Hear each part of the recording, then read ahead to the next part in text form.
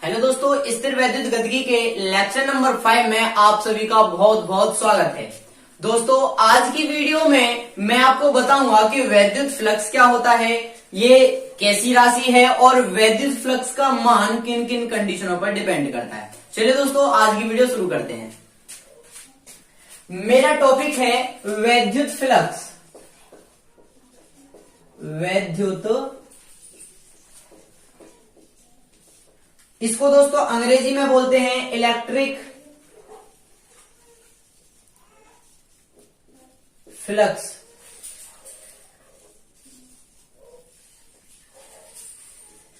अब ये electric flux होता क्या है, ये समझेंगे दोस्तों इस वीडियो में। मैं आपको बता रहा हूं कि किसी वैद्युत क्षेत्र में स्थित किसी पृष्ठ के लंबवत गुजरने वाली सभी वैद्युत बल रेखाओं की संख्या, टोटल मेजरमेंट क्या कहलाती है दोस्तों? वैद्युत फ्लक्स कहलाती है। मैं इसे नोट कर देता हूं। किसी वैद्युत क्षेत्र में स्थित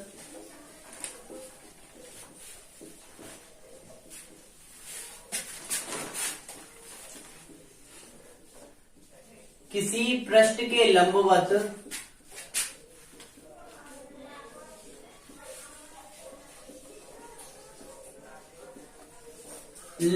गुजरने वाली कुल वैद्युत बल रेखाओं की संख्या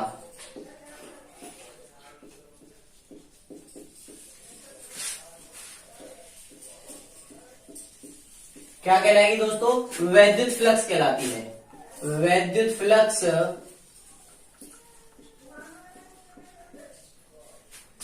कहलाती है। पता चला दोस्तों, जैसे कोई भी हमारा वैद्युत क्षेत्र है, उसमें से जितनी भी वैद्युत बल रेखाएं गुजरेंगी, उन वैद्युत बल रेखाओं की कुल संख्या कहलाएगी हमारा वैद्युत फ्लक्स। दोस्तों, इसे हम किससे डिनोट करते हैं? इसे फाई से प्रदर्शित करते हैं। फाई से इसको कर दिया दोस्तों हमने डिनोट। और ये राशि कैसी है? ये राशि है दोस्तों, ये अदिश राशि है। अदिश राशि है, यानी कि फाई से डिनोट करते हैं। और ये दोस्तों राशि कैसी है? ये अदिश राशि है। अब फाई इज इक्वल टू होता क्या है, इसे हम देखने के लिए, वैसे पहले मैं यहां लिख देता हूं कि फाई इज इक्वल टू होता है E into S cos theta. जहां पे दोस्तों E क्या है? वैद्युत क्षेत्र है। E बराबर वैद्युत क्षेत्र, और दोस्तों S बराबर क्या है? क्षेत्रफल। और ये थीटा क्या है? इस S और E के बीच बना कोण, यानी थीटा इज इक्वल टू क्षेत्रफल तथा वैद्युत क्षेत्र के बीच बना कोण, के बीच बना कोण। समझेंगे दोस्तों, इसे फाई से डिनोट करते हैं। और फाई इज इक्वल होता है E into S cos theta. S को दोस्तों हम ए भी बोल सकते हैं। ए का मतलब है एरिया और एस का मतलब सरफेस, यानी कि phi is equal to E A cos theta भी बोल सकते हैं और E एस कोस थीटा बोल सकते हैं। E है वैद्युत क्षेत्र, एस है हमारा क्षेत्रफल, जो भी हमारा वैद्युत क्षेत्र का जो टोटल एरिया है क्षेत्रफल है, और थीटा क्या है? क्षेत्रफल तथा वैद्युत क्षेत्र के बीच बना कोण। अब इसे दोस्तों हम समझेंगे यहां से।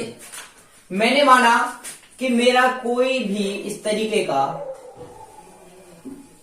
कोई चालक है, और इसमें मैंने इतना मान लिया कि इसका अल्प क्षेत्रफल है दोस्तों ds, यानी इस पूरे का क्षेत्रफल न लेके मैंने इस छोटा सा भाग ले लिया है, उसका क्षेत्रफल मान लिया दोस्तों मैंने ds। और यहां से जब वैद्युत बल रेखाएं गुजरेंगी इस तरीके के, माना कि ये एक ही ले लिया मैंने, वैद्युत बल रेखा गुजरी और इसके बीच यहां से जब वैद्युत बल्लें गुजरेंगे से 90 डिग्री पर, यानी लंबवत गुजरती हैं। मैंने मान लिया इस वैद्युत क्षेत्र ई और अल्प क्षेत्रफल ds के बीच बना कोण है दोस्तों थीटा।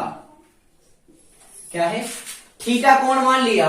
अब यहां से मुझे पता है E into ds cos theta किसके बराबर होगा? पहले मैं यहां से d हटा देता हूं। E into S cos theta किसके बराबर होता है दोस्तों? फाई के बराबर। अब मैंने यहां पर लिया है अल्प क्षेत्रफल, यानी बहुत कम क्षेत्रफल लिया है। और जब बहुत कम क्षेत्रफल लूंगा तो बहुत ही कम उसमें क्या होगा दोस्तों? वैद्युत फ्लक्स होगा। यानी कि D phi is equal to E into D S cos theta. यानी जो एरिया था, एरिया हमने छोटा सा एरिया ले लिया डी एस कॉस थीटा। हमने निकाला था दोस्तों ये इतने भाग का। यदि हम इस पूरे निकाय का वैद्युत फ्लक्स निकालेंगे तो छोटे से बड़ा निकालने के लिए दोस्तों हम क्या करते हैं? इंटीग्रेशन करते हैं। यानी कि इसको समीकरण नंबर 1 मान लेता हूं। अब लिखता हूं दोस्तों समीकरण 1 का अवकलन करने पर, अब इसका अवकलन करेंगे तो इस तरीके से हो जाएगा ये D phi is equal to integration E into D S. चूंकि मैं मान लेता हूं यहां कि यदि थीटा इज इक्वल टू 0 अंश, ठीक है दोस्तों। तो जब थीटा इज इक्वल टू 0 अंश है तो यहाँ cos 0 अंश का मान कितना हो जाएगा? 1। तो यहाँ पर cos 0 अंश का मान लग जाएगा 1, तो ये हो जाएगा ई इंटू डी एस। अब इसका करूंगा तो डी फाई, यहां से डी हट जाएगा तो ये क्या हो जाएगा? फाई टोटल, यानी इस पूरे का कुल वैद्युत फ्लक्स। यहां से ई कांस्टेंट है, बाहर हो गया, और ds हो गया दोस्तों es। समझना दोस्तों, ई कांस्टेंट था, बाहर हो गया, और ds में से जब हमने ds का अवकलन किया ये हो गया दोस्तों es। यानी क्या निकल गया? Phi is equal to E into S. Main concept दोस्तों हमारा यही था। अब मैं आपको बताऊंगा कि वैद्युत फ्लक्स होता कितने प्रकार का है। तो हम जानते हैं दोस्तों वैद्युत फ्लक्स, जैसे मैंने लास्ट वाले लेक्चर में समझाया था कि एक तो वैद्युत बल रेखाएं अनंत से आवेश की तरफ आती हैं और दूसरे में वैद्युत बल रेखाएं आवेश से अनंत की तरफ जाती हैं। अगर ये वीडियो आपने नहीं देखी तो पीछे वाले लेक्चर को क्लिक करके आप देख सकते हैं। तो यहां से मैं समझा दूं आपको वैद्युत फ्लक्स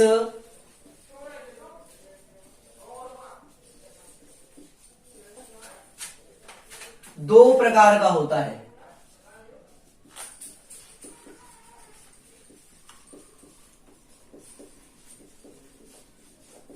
कौन कौन सा? एक तो होता है दोस्तों धनात्मक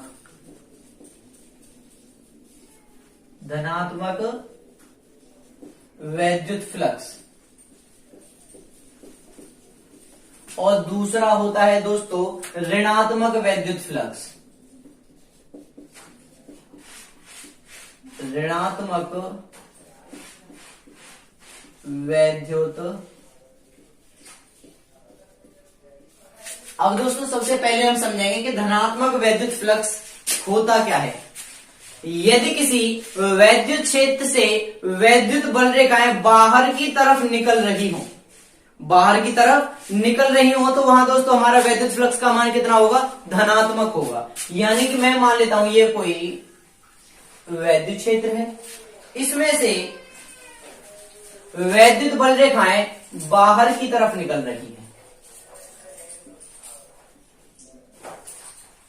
और जब वैद्युत बल रेखाएं बाहर की तरफ निकलती हैं तो दोस्तों वहां पे आवेश कैसा होता है? धनावेश होता है। लास्ट वाले लेक्चर में बताया था मैंने कि जब कोई वैद्युत बल रेखाएं आवेश से अनंत की तरफ जाती हैं तो वहां दोस्तों कौन सा आवेश होता है? प्लस आवेश होता है, धनावेश होता है। तो यहाँ पे दोस्तों वैद्युत फ्लक्स कैसा होगा? धनात्मक होगा। लिख देता हूं मैं, यदि वैद्युत बल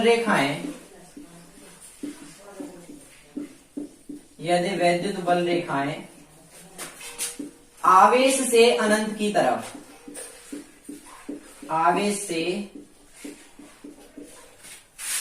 अनंत की तरफ जाएं, यानी इससे आउटगोइंग बाहर की तरफ निकलें,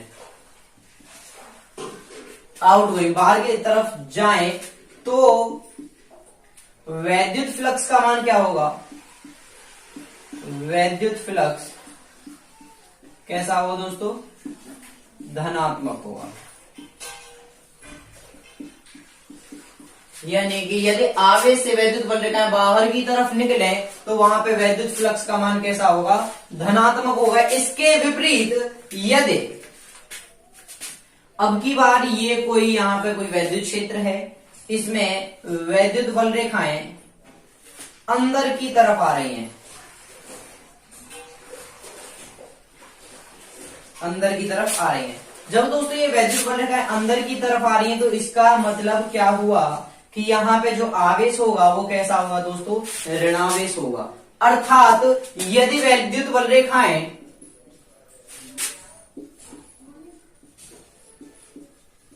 वैद्युत बल रेखाएं आवेश अनंत से आवेश की तरफ आए,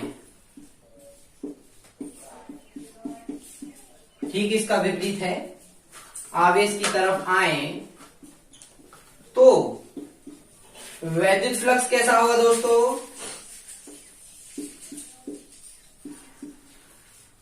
वैद्युत फ्लक्स होगा वहां पे ऋणात्मक। कैसा होगा?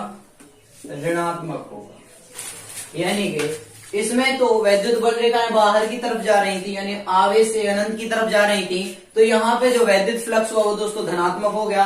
अब इसके ठीक विपरीत यदि कोई वैद्युत क्षेत्र है, इसमें वैद्युत बल रेखाएं अनंत से इस आवेश की तरफ आ रही हैं, तो इसका मतलब हुआ कि जो इसमें से कुल वैद्युत फ्लक्स गुजरेगा वो दोस्तों कैसा होगा? ऋणात्मक होगा। कंडीशन, ये दोस्तों वैद्युत फ्लक्स का पूरा फंडा था। अब मैं बताऊं ये वैद्युत फ्लक्स राशि कैसी होती है, तो यहां लिख देता हूं मैं, वैद्युत फ्लक्स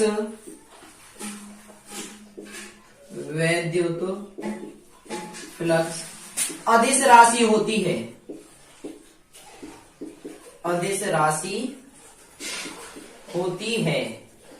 और दोस्तों इसका मात्रक भी बता देता हूं, इसका मात्रक होता है न्यूटन इंटू मीटर स्क्वेयर प्रति कूलॉम। संकेतों में लिख दूंगा तो न्यूटन इंटू मीटर स्क्वेयर और प्रति कूलॉम, यदि नीचे कूलॉम को ऊपर ले जाएंगे तो कूलॉम इनवर्स। ये हो गया दोस्तों इसका मात्रक। एक बार दोस्तों मैं इसको आपको शुरू से समझा देता हूं कि मैंने एक्चुअल में पढ़ाया क्या है। वैद्युत फ्लक्स होता है दोस्तों किसी वैद्युत क्षेत्र में स्थित किसी पृष्ठ के लंबवत गुजरने वाली कुल वैद्युत बल रेखाओं की संख्या उस पृष्ठ से संबद्ध वैद्युत फ्लक्स कहलाती है। इसका मात्रक होता है दोस्तों न्यूटन मीटर स्क्वायर प्रति कूलॉम, और ये राशि कैसी है? अदिश राशि है। इसको फाई से डिनोट करते हैं। फाई इक्वल होता है दोस्तों E into S cos theta. यहाँ पे E क्या है? वैद्युत क्षेत्र है, एस है सरफेस एरिया, और कॉस थीटा है इस वैद्युत क्षेत्र और क्षेत्रफल के बीच बना कोण। यहां से मैंने कोई निकाल लिया। जब इसमें से पूरी में से क्या गुजरेंगे दोस्तों? वैद्युत बल रेखाएं गुजरेंगी, लेकिन मैंने पूरा न लेके इसका एक छोटा सा भाग लिया है, अल्प क्षेत्रफल लिया है ds, और यहाँ पे वैद्युत क्षेत्र इसका E है। वैद्युत क्षेत्र E और इस अल्प क्षेत्रफल ds के बीच बना कोण यदि थीटा है, ठीक है। और थीटा का मान दोस्तों मैंने माना कि ये इसका थीटा का मान है दोस्तों क्या? 0 अंश, और cos 0 अंश का मान हो गया फिर 1। यहां से phi is equal to E into क्या हो जाएगा? S, क्योंकि cos थीटा का मान कितना है दोस्तों? 0 है। उसके बाद मैंने क्या किया, जब यहां से अल्प क्षेत्रफल ds लिया है तो अल्प क्षेत्र यानी छोटे से क्षेत्र में से कुल बहुत कम मात्रा में वैद्युत फ्लक्स गुजरेगा, तो वैद्युत फ्लक्स हो गया D phi is equal to E into ds cos theta. cos theta का मान 0 अंश लगाया था, E इंटू ds हो गया।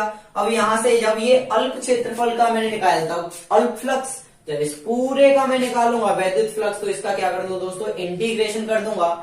ड्यूरिंग इंटीग्रेशन डी फाई का कर दिया, फिर यहां से ई इंटू डी एस का इंटीग्रेशन कर दिया।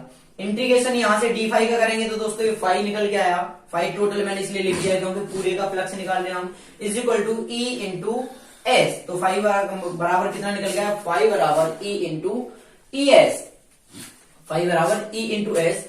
अब वैद्युत फ्लक्स होता कितने प्रकार का है, तो दोस्तों वैद्युत फ्लक्स होता है दो प्रकार का। कौन कौन सा, एक तो धनात्मक वैद्युत फ्लक्स और एक ऋणात्मक वैद्युत फ्लक्स। जो धनात्मक वैद्युत फ्लक्स होता है उसकी प्रॉपर्टी क्या होती है, यदि वैद्युत बल रेखाएं आवेश से अनंत की तरफ जा रही हो तो वहां पे वैद्युत फ्लक्स का मान कैसा हो दोस्तों, धनात्मक होता है। और इसके ठीक विपरीत यदि वैद्युत बल रेखाएं अनंत से आवेश की तरफ आए, उसमें तो आवेश से अनंत की तरफ जा रही थी, इसमें अनंत से आवेश की तरफ जा रही है, तो वैद्युत फ्लक्स का मान कैसा होगा दोस्तों, ऋणात्मक होगा। आज के लिए दोस्तों इतना ही काफी है, और बाकी सीरीज टू सीरीज हम लेक्चर अपलोड करते रहेंगे। इस वीडियो को अपने दोस्तों तक ज्यादा से ज्यादा शेयर करें और हमारे चैनल को सब्सक्राइब कर लें। Thanks for watching. हेलो दोस्तों, आप सभी का बहुत बहुत स्वागत है मेरे YouTube channel perfect physics bye विनय सर में। दोस्तों जैसे कि स्थिर वैद्युत गतिकी के जो लेक्चर सीरीज हमारी चली आ रही है, अभी तक हमने 2 लेक्चर पढ़ाए हैं। आज इसी सीरीज का तीसरा जो मेरा लेक्चर है उसमें मैं आपके 3 टॉपिक क्लियर कराऊंगा, वो बहुत ही डीपली क्लियर कराऊंगा। जैसे कि नंबर 1 विद्युत क्षेत्र, नंबर 2 विद्युत क्षेत्र की तीव्रता, और नंबर 3 किसी बिंदु आवेश के कारण वैद्युत क्षेत्र की तीव्रता क्या होती है। 3 टॉपिक दोस्तों क्लियर कराऊंगा। चलिए आज की वीडियो शुरू करते हैं। सबसे पहला टॉपिक दोस्तों मैं डाल देता हूं, विद्युत क्षेत्र। देखिए दोस्तों, विद्युत क्षेत्र एक्चुअली में होता क्या है, यदि हम किसी आवेश को या किसी कोई स्रोत आवेश है उसके चारों ओर का वह क्षेत्र जिसमें किसी अन्य आवेश को रखने पर, जिसमें किसी अन्य परीक्षण आवेश को रखने पर वह परीक्षण आवेश उस स्रोत आवेश Q द्वारा लगाए गए वैद्युत बल का अनुभव कर सके, ऐसा क्षेत्र क्या कहलाता है, विद्युत क्षेत्र कहलाता है। मैं इस जो मैंने अभी स्टेटमेंट बोला है मैं इसे क्लियर कर देता हूं फिगर के माध्यम से। माना कि कोई आवेश Q है, अब इसके कारण इसकी जो लिमिटेशंस हैं इतनी है, ठीक है दोस्तों। अब यहां पे जैसे इसकी लिमिटेशंस इतनी है, यानी कि इस आवेश द्वारा इतने क्षेत्र के अंदर इसका आवेश फैला हुआ है, ठीक है दोस्तों। अब इस क्षेत्र में मैं कोई अन्य आवेश Q0 लेकर आऊं। जो Q0 लेकर आऊंगा दोस्तों, ये आवेश इस आवेश पे कोई ना कोई बल लगाएगा, या तो आकर्षण बल लगाएगा या प्रतिकर्षण बल लगाएगा, बल जरूर लगाएगा। ये आवेश धनात्मक है और मैं मान लेता हूं कि ये यहां पर कोई बिंदु P पे लेके आया हूं और Q से P की दूरी है R। दोबारा रिपीट कर देता हूं दोस्तों कि कोई आवेश, स्रोत आवेश Q है, इसके क्षेत्र में मैं किसी अन्य परीक्षण आवेश Q0 को लेकर आया हूं और Q0 मैंने किस बिंदु पर लिया है, बिंदु P पर लिया है, और बिंदु P स्रोत आवेश Q से R दूरी पर स्थित है। आई होप दोस्तों अच्छे से समझ में आ रहा होगा। इसके बाद हमें क्या करना है, मैं यहां पे स्टेटमेंट लिख देता हूं जो मैंने अभी बोला है, यानी कि किसी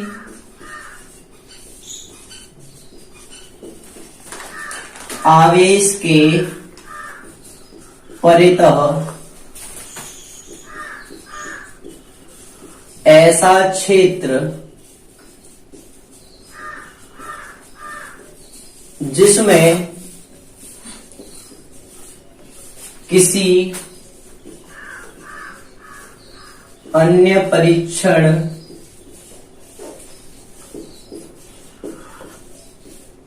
आवेश को रखने पर वह आवेश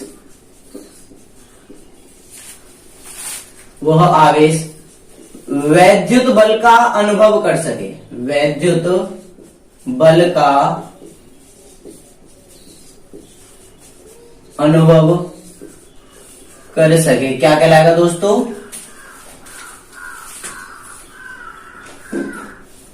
वैद्युत क्षेत्र कहलाता है। यानी किसी आवेश के परितः ऐसा क्षेत्र जिसमें किसी अन्य परीक्षण आवेश को रखने पर वह आवेश ये वाला कि इसके द्वारा लगाए गए वैद्युत बल का अनुभव कर सके, ये ऐसा पूरा क्षेत्र क्या कहलाएगा दोस्तों? वैद्युत क्षेत्र कहलाएगा। इससे दोस्तों डिनोट करते हैं कैपिटल ई से इसे डिनोट करते हैं। एक टॉपिक दोस्तों मेरा यहां खत्म हुआ कि वैद्युत क्षेत्र एक्चुअल में होता क्या है। दूसरा टॉपिक दोस्तों मैं डाल देता हूं कि वैद्युत क्षेत्र की तीव्रता, जो कि इस चैप्टर में न्यूमेरिकल को सॉल्व करने के लिए बहुत ही ज्यादा इंपॉर्टेंट है। यहां डाल देता हूं वैद्युत क्षेत्र की तीव्रता। अब हम जानेंगे दोस्तों वैद्युत क्षेत्र की तीव्रता क्या होती है। मैं यदि इस स्रोत आवेश के परितः जो भी इसका जो क्षेत्र है, इसमें किसी परीक्षण आवेश का जिस पर बहुत कम चार्ज है, अल्प चार्ज है, परीक्षण आवेश Q0 को इस Q स्रोत आवेश वाले क्षेत्र में लेकर आया बिंदु P पर, जो आवेश यानी स्रोत आवेश से r दूरी पर स्थित है। अब जो ये Q है, जो स्रोत आवेश है, वो Q0 पर क्या करेगा? एक बल लगाएगा, और बल लगाएगा। उस बल को यदि हम Q0 से डिवाइड कर दें, यानी कि स्रोत आवेश Q द्वारा परीक्षण आवेश Q0 पर लगाए गए बल को यदि हम परीक्षण आवेश से विभाजित कर दें, जो प्राप्त परिमाण या वैल्यू होगी वो किसका मान होगा? वैद्युत क्षेत्र की तीव्रता का मान होगा। दोस्तों मैं इसे नोट कर देता हूं, मैंने क्या बोला है। यानी कि वैद्युत क्षेत्र के अंदर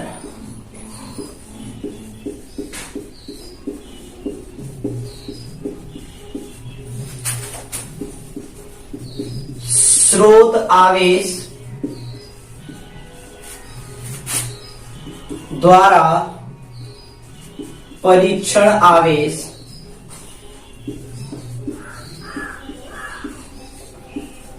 पर लगाए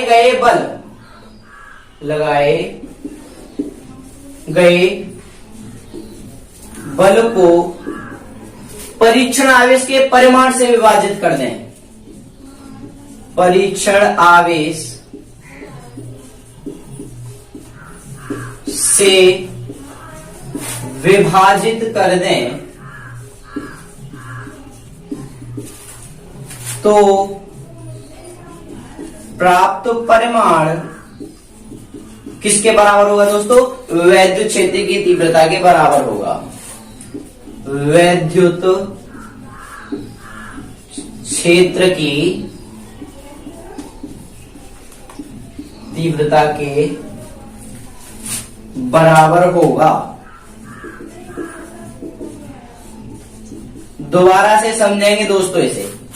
मैंने कहा है वैद्युत क्षेत्र के अंदर स्रोत आवेश Q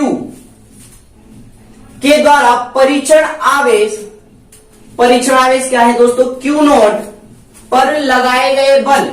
जब ये बल, ये आवेश Q है, जब इसके क्षेत्र में हम दूसरा आवेश Q0 लेकर जाएंगे तो ये क्या करेगा? ये इस पे बल लगाएगा दोस्तों। जैसे हमने कूलोम के नियम में समझा था कि एक आवेश दूसरे आवेश के बीच क्या लगाता है? आकर्षण बल लगाता है या प्रतिकर्षण बल लगाता है। ये किस पर डिपेंड करता है दोस्तों? उनकी सजातीय और विजातीय प्रकृति पर डिपेंड करता है। जब ये स्रोत आवेश अल्प आवेश परीक्षण आवेश Q0 पर बल लगाएगा तो यदि इस लगाए गए बल को हम परीक्षण आवेश Q0 के परिमाण से क्या कर दें? विभाजित कर दें, जो हमारा प्राप्त परिमाण या वैल्यू होगी वो किसके बराबर होगी? वैद्युत क्षेत्र की तीव्रता के बराबर होगी। अब मैं इसे लिख देता हूं कि जो लगाया गया बल माना कि F है। क्या है दोस्तों? F। माना Q स्रोत आवेश परीक्षण आवेश Q0 पर बल F लगाता है। मैंने कहा था यदि इस लगाए गए बल को हम परीक्षण आवेश Q नॉट से क्या कर दें, विभाजित कर दें, भाग दे दें, तो प्राप्त परिमाण किसके बराबर होता है, वैद्युत क्षेत्र की तीव्रता यानी E के बराबर। दोस्तों क्या निकल के आया हमारा ये, E is equal to F upon Q naught. अब इसके मात्रक की बात कर लें दोस्तों, तो इसका जो SI मात्रक होता है वो होता है दोस्तों, देखो F का मात्रक क्या है, F को यानी फोर्स को किस में नापते हैं हम, न्यूटन में, न्यूटन प्रति क्यू नॉट यानी कूलॉम। क्या हुआ दोस्तों इसका, न्यूटन कूलॉम इनवर्स। ये क्या गया इसका, SI मात्रक आ गया। अब दोस्तों हम बात करेंगे कि किसी बिंदु आवेश के कारण वैद्युत क्षेत्र की तीव्रता क्या होती है। मैं डाल देता हूं हेडिंग,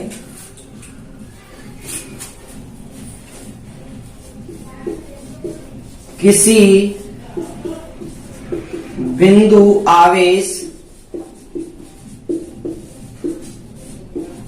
के कारण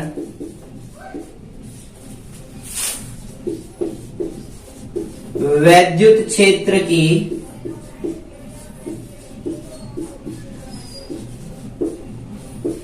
तीव्रता। चलिए दोस्तों अभी हमारा थर्ड टॉपिक है कि किसी बिंदु आवेश के कारण जो वैद्युत क्षेत्र की जो तीव्रता होती है वो एक्चुअल में होती क्या है।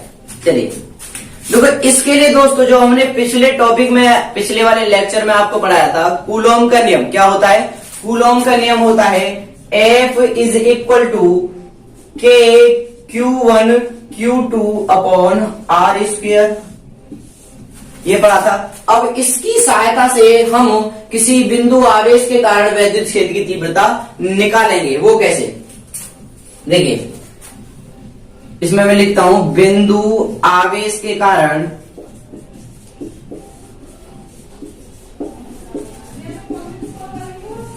वैद्युत क्षेत्र की तीव्रता, वैद्युत क्षेत्र की तीव्रता किसके बराबर होगी दोस्तों, स्रोत आवेश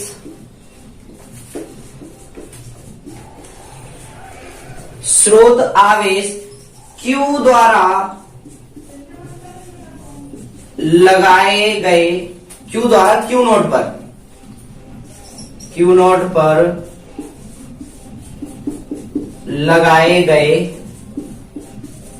बल, यानी कि बिंदु आवेश के कारण वैद्युत क्षेत्र की तीव्रता किस पर डिपेंड करेगी, स्रोत आवेश Q द्वारा Q नॉट पर लगाए गए बल को, जैसे मैंने यहां पे लिखा है लगाए गए बल को यदि उससे विभाजित कर दें किससे, परीक्षण आवेश Q नॉट से, यानी कि मैंने लिखा था E is equal to F upon Q naught. और दोस्तों जब ये स्रोत आवेश इस Q नॉट पर परीक्षण आवेश पर कोई बल लगाएगा, वो कौन सा लगाएगा, F इज इक्वल टू के Q, क्योंकि स्रोत आवेश क्या है, Q है, और दूसरा आवेश क्या है, Q नॉट है, Q naught upon R square, ये वाला था। अब दोस्तों इसको मान लेते हैं हम समीकरण नंबर 1 और इसको मान लेते हैं समीकरण नंबर 2। अब हम क्या करेंगे, समीकरण 2 का मान समीकरण 1 में रख देंगे, तो ये कुछ इस तरीके से हो जाएगा, E इज इक्वल टू, और F की जगह पे हमने रख दिया के Q naught upon R square, और अपॉन में ये Q नॉट है, ये वाला E is equal to F की जगह पर रख दिया के Q naught upon R square upon Q naught. दोस्तों क्या देखते हैं यहाँ, Q नॉट से Q नॉट कैंसिल हो गई, E का मान क्या निकल के आया, E इज इक्वल टू के Q अपॉन R स्क्वायर,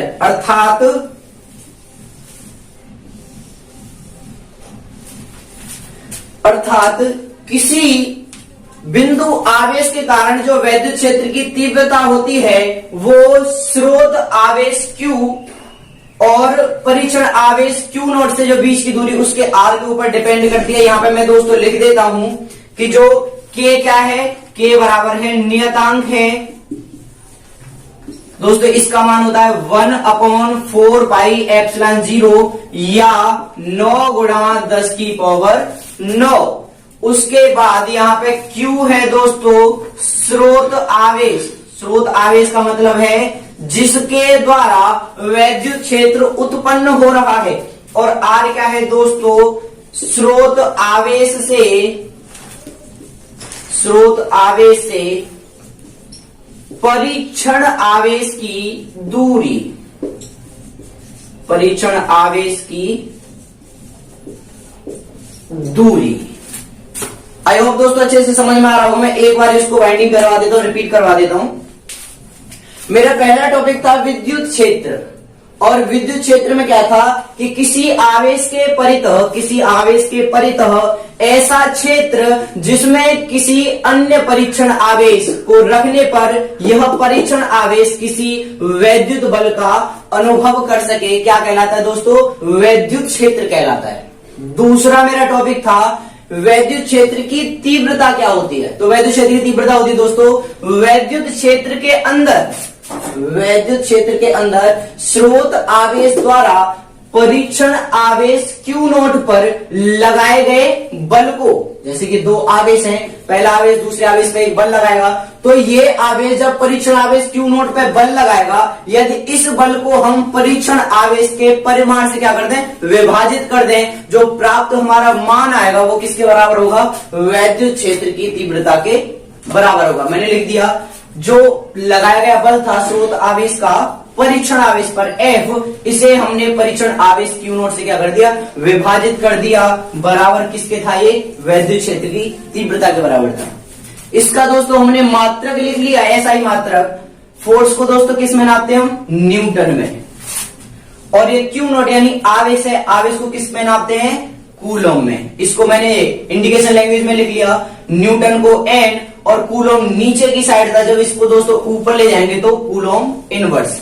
ये हो गया इसका SI मात्रक। उसके बाद तीसरा मेरा टॉपिक था किसी बिंदु आवेश के कारण वैद्युत क्षेत्र की तीव्रता ज्ञात करना। कैसे ज्ञात करेंगे कि माना कि जो वैद्युत क्षेत्र के अंदर स्रोत आवेश Q है, क्या है, स्रोत आवेश है Q, और वो Q उस परीक्षण आवेश Q नॉट पर बल लगा रहा है। क्या दोस्तों, Q नॉट पर बल लगा रहा है, तो वो बल क्या निकलेगा, F = K Q1 Q2 R²। किससे, कूलॉम के नियम से। कूलॉम के नियम से, यानी हमने कूलॉम का नियम पढ़ाया था कि जब एक आवेश दूसरे आवेश पे बल लगाता है वो किस पे डिपेंड करता है, F = K Q1 Q2 R²। और मैंने वैद्युत क्षेत्र की तीव्रता जब आपको पढ़ाई है वो होती है E = F/Q not. F/Q not को समीकरण 1 मान लिया, और जो कूलॉम के नियम से दो आवेशों के बीच लगने वाला बल होता है वो होता है दोस्तों F = K Q1 Q2 R²। तो यहाँ पे आवेश कौन कौन से थे, Q और Q नॉट। तो यहाँ Q1 Q2 की जगह पे कर दिया हमने Q नॉट। बाकी इसको मान लेते समीकरण नंबर 2, और समीकरण 2 का मान उठा के रख दिया दोस्तों हमने एक में। एक समीकरण था E = F/Q नॉट, तो E = F की जगह पर, इस F की जगह पर रख दिया दोस्तों हमने K Q नॉट R²।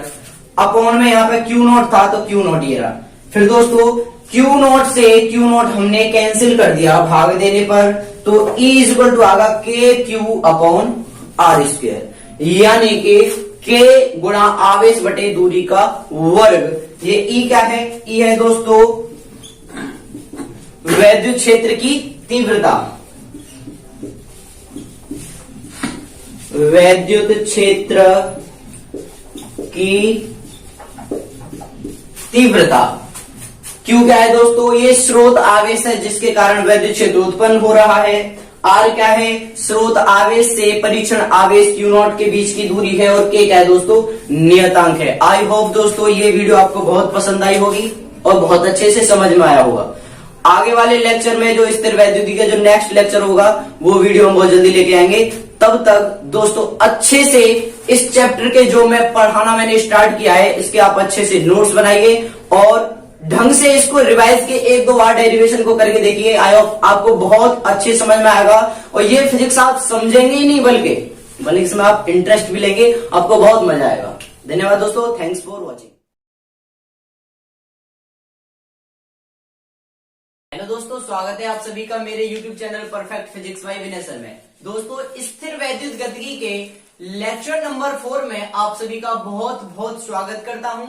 और आज की वीडियो में दोस्तों मैं जो वैद्युत क्षेत्र रेखाएं या वैद्युत बल रेखाएं होती हैं उनकी डेफिनेशन, वो क्या होती हैं, उनकी दिशा क्या होती है, उनका कार्य क्या होता है और उनके गुणधर्म क्या होते हैं, ये आज की वीडियो में दोस्तों सारे टॉपिक मैं आपके क्लियर करा दूंगा, जो भी आपके सस्पेंस है। तो चलिए दोस्तों, आज का पहला टॉपिक है वैद्युत क्षेत्र रेखाएं। ये होती क्या है? वैद्युत क्षेत्र रेखाएं वे काल्पनिक रेखाएं हैं जो किसी विद्युत क्षेत्र को प्रदर्शित करती हैं, यानी कि प्रदर्शित करती हैं। दोस्तों जैसे कि माना कि ये कोई हमारी वैद्युत क्षेत्र रेखा है। क्या है दोस्तों? मैंने मान लिया ये कोई हमारी वैद्युत क्षेत्र रेखा है और इस पे मैंने बिंदु यहाँ पे ए मान लिया, यहाँ पे बिंदु बी मान लिया, यहाँ पे बिंदु सी मान लिया और यहाँ पे बिंदु डी मान लिया। अब दोस्तों ये सारी जो वैद्युत क्षेत्र रेखा पे मैंने जितने भी बिंदु डाले हैं उन सब बिंदुओं पर जो वैद्युत क्षेत्र की जो दिशा होगी वो सभी क्या होगी दोस्तों? अलग अलग होगी। कैसे? यहां से अगर हम कोई स्पर्श रेखा खींचे तो उसकी डायरेक्शन किधर है? इधर। इस पे वो खींचे तो इसकी डायरेक्शन किधर है? इधर है। और इसकी डायरेक्शन खींचे तो इधर और इसकी डायरेक्शन खींचे तो इधर। यानी कि हमें क्या पता चला, यहां पे वैद्युत क्षेत्र की जो दिशा है ई दिशा क्या है? इधर की तरफ है। और यहाँ पे बी पॉइंट पे यानी दूसरे बिंदु पर वैद्युत क्षेत्र की जो दिशा है वो क्या है? ई बी, यहां अलग है। ऐसे ही तीसरे पॉइंट पे सी में वैद्युत क्षेत्र की दिशा किधर है? इधर है।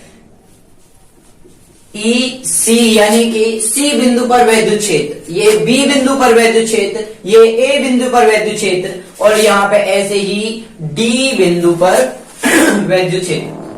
दोस्तों ये क्या प्रदर्शित करेगी? जैसे कि किसी भी क्षेत्र रेखा पर, वैद्युत क्षेत्र रेखा पर उनके जो बिंदु उस पर स्थित हैं, यदि मैं उन बिंदुओं से कोई स्पर्श रेखा खींच दूं, जैसे कि दोस्तों देखिए मैंने यहाँ पे ए बिंदु से स्पर्श रेखा खींची, फिर बी बिंदु से स्पर्श रेखा खींची, सी बिंदु से स्पर्श रेखा खींची और डी बिंदु से स्पर्श रेखा खींची। इसका मतलब क्या हुआ दोस्तों कि वैद्युत क्षेत्र रेखा के जो बिंदु होते हैं उन बिंदुओं पे यदि हम स्पर्श रेखा खींच दें तो वो स्पर्श रेखा वैद्युत क्षेत्र की क्या बताएगी दोस्तों? दिशा बताएगी।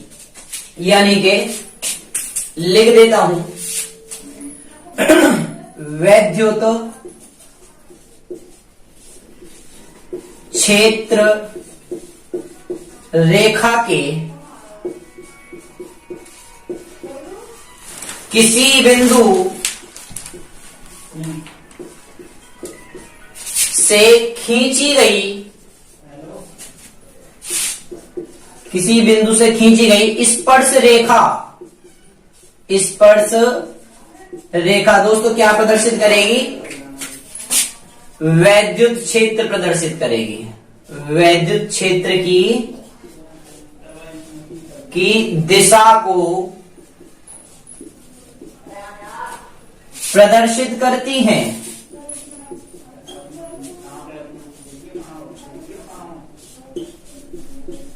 समझ आया दोस्तों?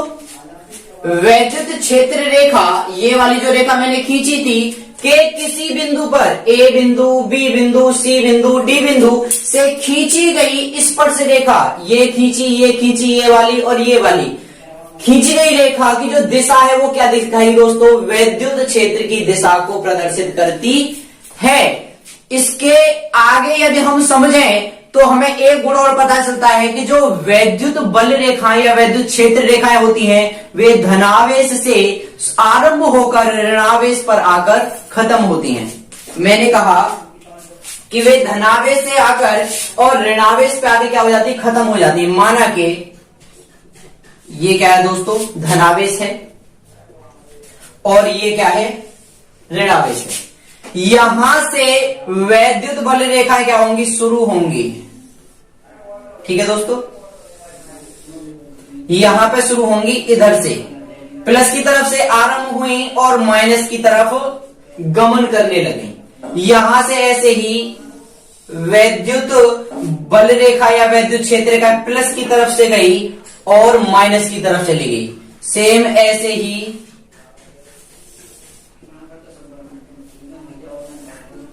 यहां से वैद्युत क्षेत्र रेखाएं इस तरीके प्लस की तरफ से गई और माइनस की तरफ चली जाती है।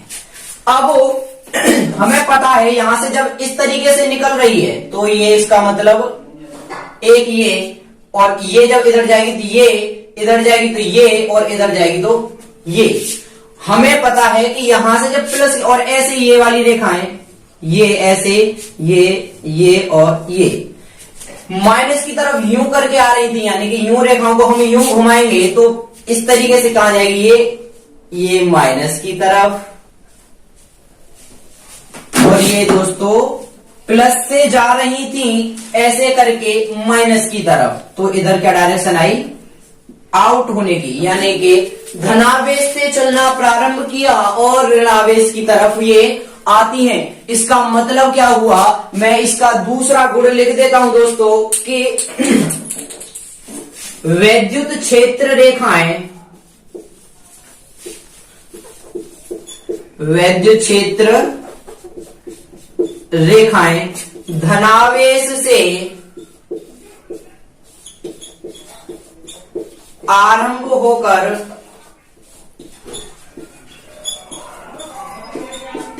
ऋणावेश की तरफ, ऋणावेश की तरफ गमन करती हैं।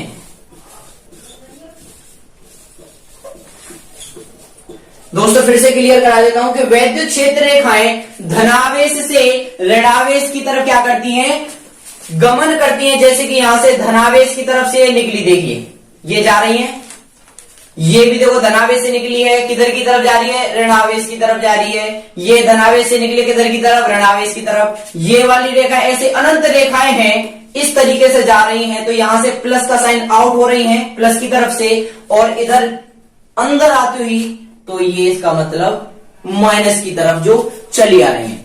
दोस्तों इसका तीसरा जो गुण है धनावेश के लिए, यदि कोई आवेश को रोक दे, दोस्तों इनकी दूसरी प्रॉपर्टी है कि यदि कोई हमारा आवेश धनावेश है और उससे होकर जो विद्युत बल रेखाएं या विद्युत क्षेत्र रेखाएं निकलेंगी वो किधर की तरफ जाएंगी, अनंत की तरफ जाएंगी। यानी कि जो हमारा तीसरा इसका गुणधर्म है, धनावेश से होकर जाने वाली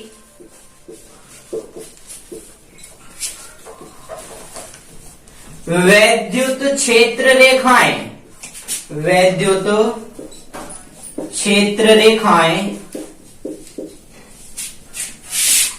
अनंत तक जाती हैं, अनंत तक जाती हैं। जैसे कि दोस्तों मैं इसे क्लियर करा देता हूं, माना कि ये कोई हमारा धनावेश है, ये कोई हमारा धनावेश है। जब इससे वैद्युत क्षेत्र रेखाएं जाएंगी इस तरीके से, तो हमें पता है कि धनावेश से वैद्युत बल रेखाएं, जो वैद्युत क्षेत्र रेखाएं होती है वो किधर की तरफ निकलती हैं उससे, तो ये डायरेक्शन किधर आएगी, ये वाली डायरेक्शन आएगी। अब दोस्तों ये जो धनावेश से विद्युत बल रेखाएं या विद्युत क्षेत्र रेखाएं निकल रही है, कहां तक जा रही है, अनंत तक जा रही है। सेम इसी प्रकार यदि हम आवेश को ऋणावेश ले लें, जब आवेश को ऋणावेश लेंगे तो दोस्तों क्या होगा, उल्टा होगा। अब की बार तो धनावेश में हमने लिया था कि वैद्युत क्षेत्र रेखाएं हैं वो धनावेश से अनंत तक जा रही थी, लेकिन ऋणावेश में ये अनंत से कहां तक आएंगी दोस्तों, ऋणावेश तक, आवेश तक लौट के आएंगी। यानी कि मैं यहां पे अगर कोई माइनस का आवेश लेता हूं, ऋणावेश लेता हूं, तो यहां से जो वैद्युत क्षेत्र रेखाएं आएंगी तो उनकी डायरेक्शन क्या होगी दोस्तों, अनंत से, यानी अनंत से चारों तरफ से ये ऋणावेश की तरफ आएंगी। मैं दोस्तों क्लियर कर देता हूं कि धनावेश से होकर जाने वाली वैद्युत क्षेत्र रेखाएं अनंत तक जाती हैं, और यहां से दूसरे वाले से मुझे पता चला दोस्तों इसका तीसरा जो गुणधर्म है इसमें क्या लिखेंगे हम कि ऋणावेश के लिए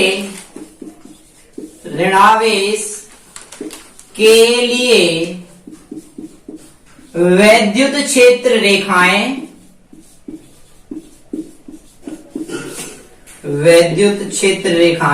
कहां से कहां तक आती हैं दोस्तों, अनंत से ऋणावेश तक, अनंत से आवेश कौन सा था, ऋणावेश तक, अनंत से आवेश की ओर आती हैं।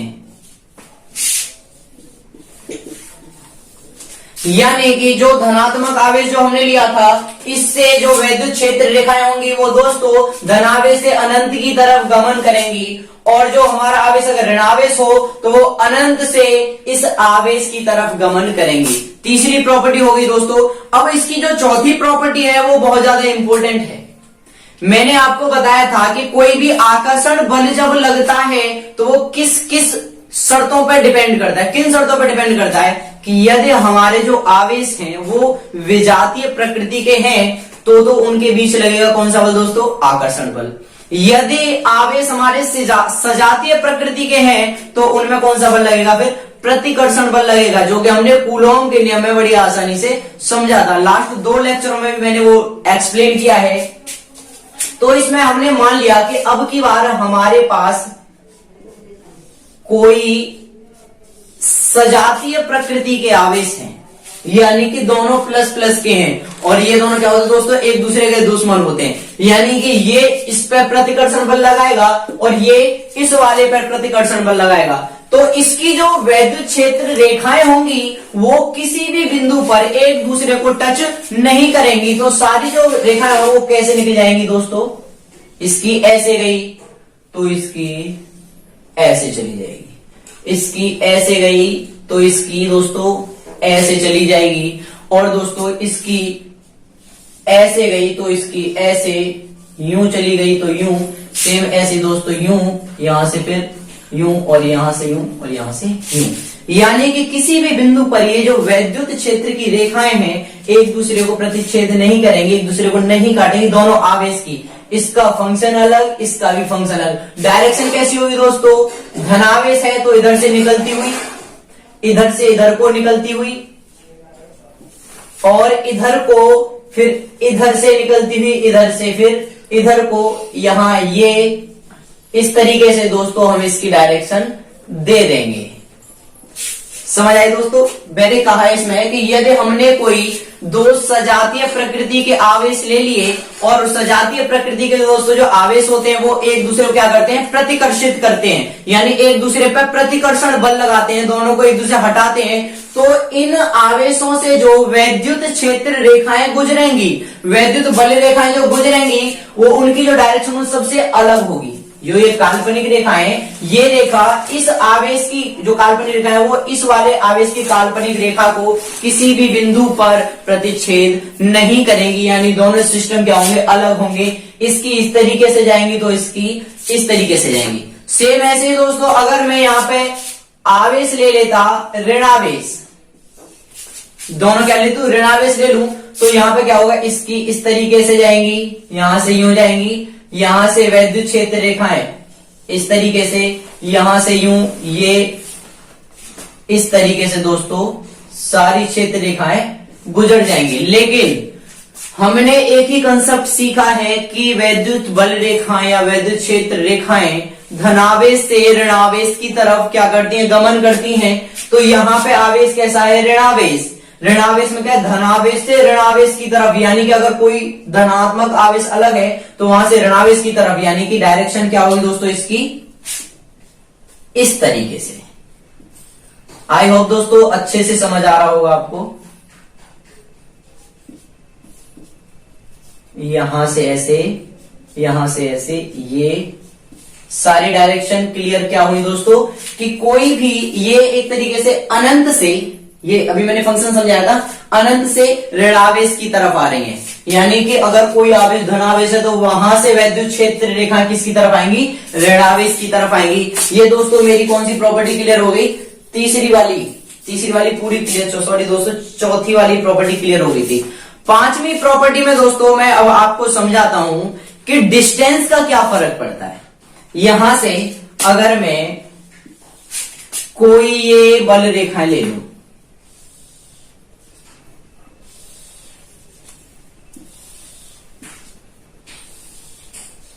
देखिए दोस्तों मैंने क्या किया है, कुछ समांतर रेखाएं ले ली मैंने, जिनकी डायरेक्शन किधर की तरफ है, इधर की तरफ है। अब मैं क्या देख रहा हूं दोस्तों, इनमें जो गैप है वो कैसा है, इक्वल है।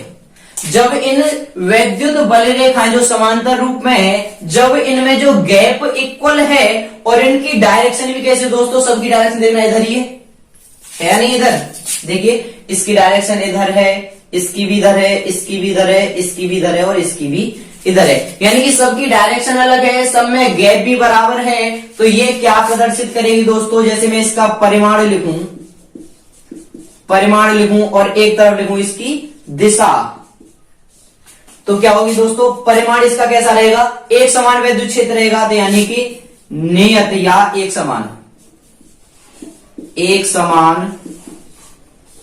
वैद्युत क्षेत्र। और दोस्तों दिशा कैसी हो जाएगी दोस्तों, इसकी नियत दिशा है, यानी कि सबकी समान दिशा है। इसी प्रकार से अब मैं दूसरा कंसेप्ट ये ले लूं, यहां से कि एक रेखा इधर है, वैद्युत क्षेत्र है, एक इधर है, एक इससे जस्ट हल्का सा नीचे, तो ये तो समांतर हो गई। अब की बार मैंने गैप को कर दिया इंक्रीज, एक विद्युत बल रेखा है या विद्युत क्षेत्र ले ली मैंने इधर, लो जी मैंने एक और ले ली इधर। तो मुझे क्या देखने को मिल रहा है कि दोस्तों इन जो वैद्युत बल रेखा है इनमें जो गैप है यहां कम है, यहां हल्का सा ज्यादा है, यहां कम होगा, यहां सबसे ज्यादा है। यानी कि अगर मैं इसका परिमाण निकालूंगा,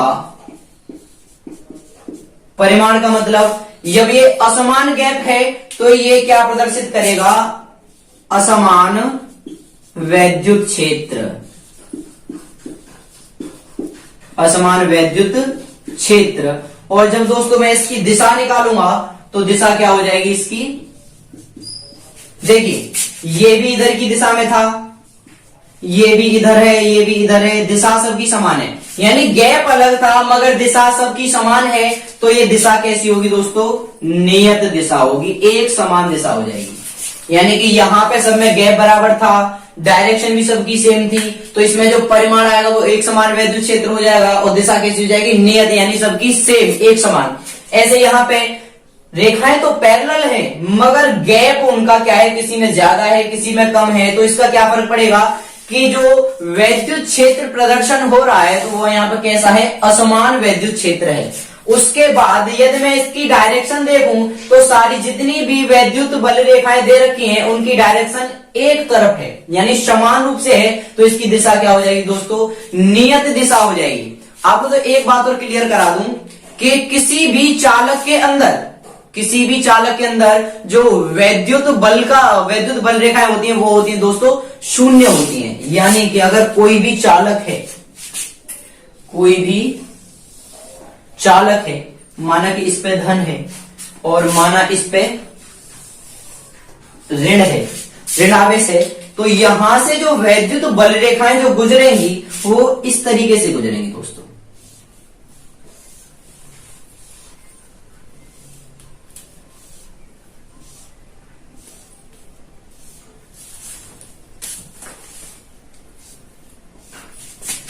मैंने अभी कहा था कि कोई भी वैद्युत क्षेत्र रेखाएं होती हैं वो किसी चालक के अंदर उनका मान होता है, यानी उनकी जो संख्या होती है, मान का मतलब उनकी संख्या क्या होगी दोस्तों, शून्य होती है। यानी कि ये इधर से बाहर की तरफ जाएंगी,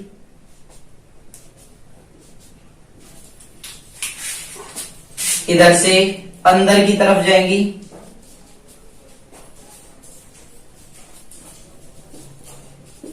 मगर इसके अंदर कोई भी वैद्युत क्षेत्र रेखाएं नहीं होंगी। इसका मतलब है दोस्तों कि किसी भी चालक के अंदर, मैं लिख देता हूं, किसी चालक के अंदर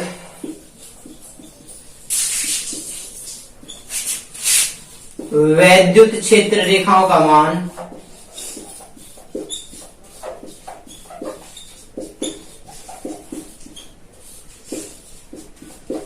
कैसा होता है दोस्तों, शून्य होता है।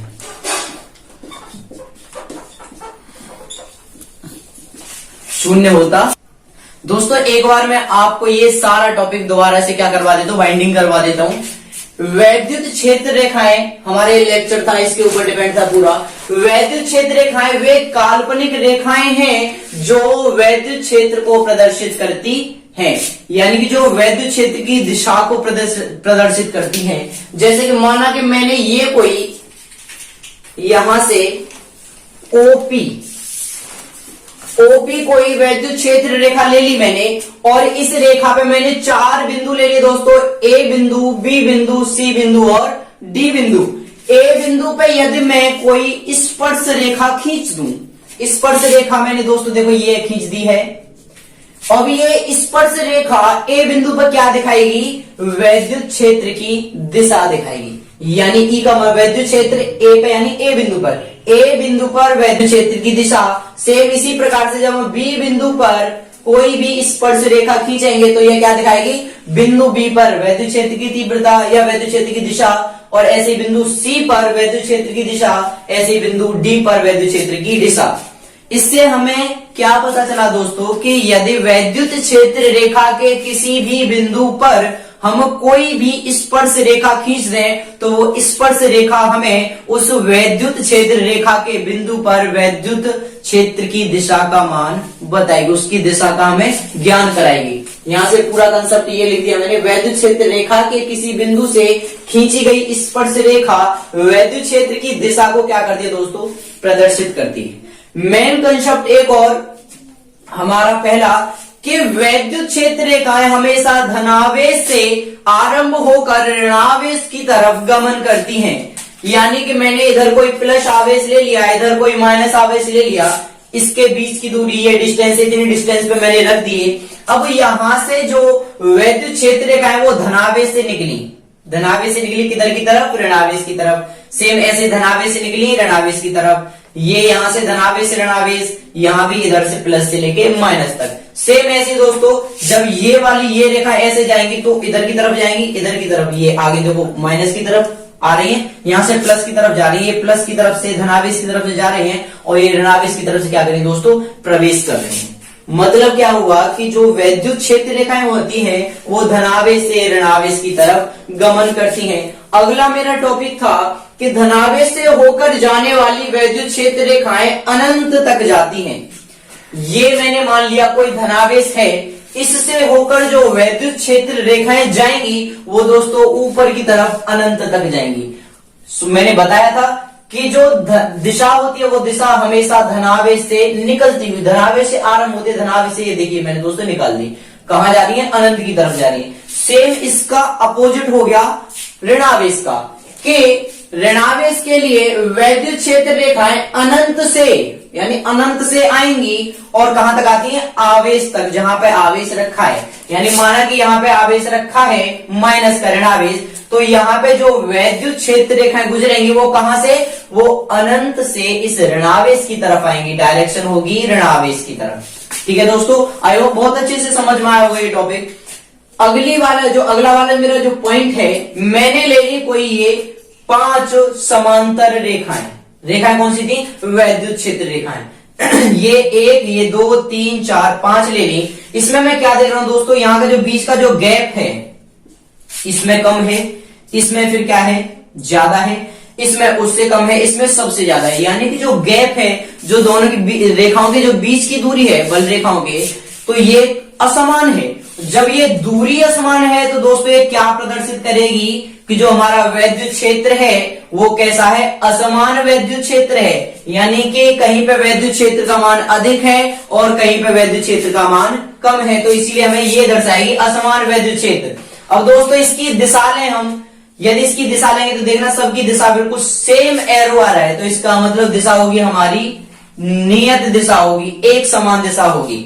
दूसरा मैंने लिया कंसेप्ट कि माना कि अब की बार इस तरीके से मैंने वैद्युत क्षेत्र रेखाएं ले ली, ये समांतर वैद्युत क्षेत्र रेखाएं जिनके जो बीच का जो गैप है दोस्तों वो क्या है, सबका सेम है। देखिए सबका अप्रोक्सीमेटली सेम है, तो यहां पे ये क्या दर्शाएंगे कि इनकी दिशा भी समान है, इनकी बीच की दूरी भी समान है, तो परिमाण कैसा हो जाएगा, एक समान वैद्युत क्षेत्र हो जाएगा और दिशा कैसी हो जाएगी दोस्तों, नियत दिशा हो जाएगी। अगला कंसेप्ट लिया था दोस्तों कि यदि हम दो आवेश सजातीय प्रकृति के ले लें तो उन पर वैद्युत क्षेत्र रेखाएं किस तरीके से गुजरेंगी। हमने ये सजातीय प्रकृति के दो आवेश ले लिए, यानी 2 प्लस प्लस के ले लिए, तो यहां से प्लस का मतलब है यहां से वैद्युत क्षेत्र रेखा इससे बाहर निकलेंगी, यानी धनावेश से होकर जाती हुई प्रतीत होती है काल्पनिक रेखाएं। तो ये किधर से जा रही है, देखो धनावेश की तरफ से सभी जा रही हैं। अब हमें पता है कि एक धनावेश दूसरे धनावेश का दुश्मन होता है, ये इस पे क्या लगाएगा, प्रतिकर्षण बल लगाएगा। प्रतिकर्षण बल लगाते यानी कि किसी भी बिंदु पर ये क्षेत्र रेखाएं एक दूसरे को क्रॉस नहीं करेंगी। सेम ऐसे ही सजातीय प्रकृति के आवेश माइनस माइनस ले लिए, तो ये भी किसी बिंदु पर एक दूसरे को प्रतिच्छेद नहीं करेंगी। दोस्तों अब मैंने ले लिया ये, किसी भी चालक के अंदर वैद्युत क्षेत्र रेखाओं का जो मान होता है वो होता है दोस्तों 0। 0 का मतलब है वैद्युत क्षेत्र इसकी सतह से जाएंगी, इसके अंदर जो वैद्युत बल रेखाएंगे उनके जो परिमाण होगा, उनका जो मान होगा, उनकी जो संख्या होगी वो होगी 0। एक चीज और बता देता हूं दोस्तों कि किसी भी बल रेखा यानी कोई विद्युत क्षेत्र है, एक विद्युत क्षेत्र की हमेशा एक ही डायरेक्शन होती है। उस डायरेक्शन जैसे मैं समझा देता हूं, माना कि यहां पे एक वैद्युत क्षेत्र रेखा ये है और मैंने मान लिया साहब प्रतिच्छेद कर दी दूसरी रेखा ने, तो अब इस बिंदु पे देखना वैद्युत क्षेत्र की दिशा इधर है, इस पर से रेखा खींच रही है तो इधर बता रही है और इस पे इधर दिखा रही है, यानी कि एक तो हो गई यहां और एक हो गई यहां, दो वैद्युत क्षेत्र की दिशा हो गई। और ऐसा दोस्तों बिल्कुल भी संभव नहीं है। इसका मतलब क्या हुआ कि वैद्युत क्षेत्र रेखाएं कभी भी एक दूसरे को प्रतिच्छेदित नहीं करती। आज का लेक्चर दोस्तों हम यही फिनिश करते हैं। आई होप आपको बहुत अच्छे से समझ में आया होगा। आप नोट्स बनाना स्टार्ट कर दीजिए। मैं 12th क्लास की पूरी एनसीईआरटी की बुक आपको डिटेल से पढ़ाऊंगा और ये वीडियो आप अपने दोस्तों तक शेयर कीजिए, मेरे चैनल को सब्सक्राइब कीजिए। थैंक यू, नमस्कार।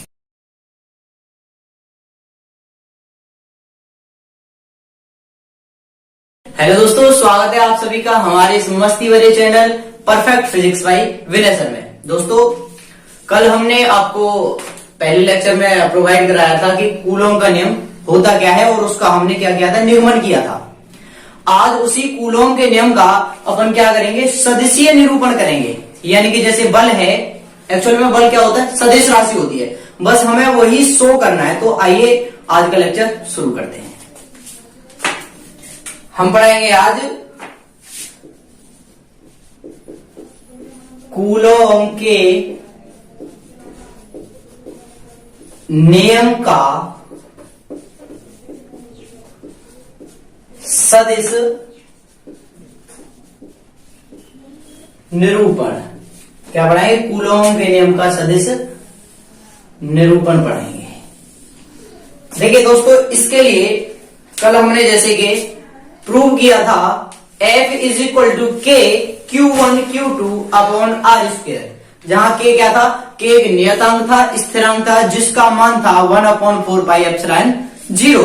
हम उसको यहां लिख देते हैं। कल हमने प्रूव किया था F is equal to K Q1 Q2 upon R square.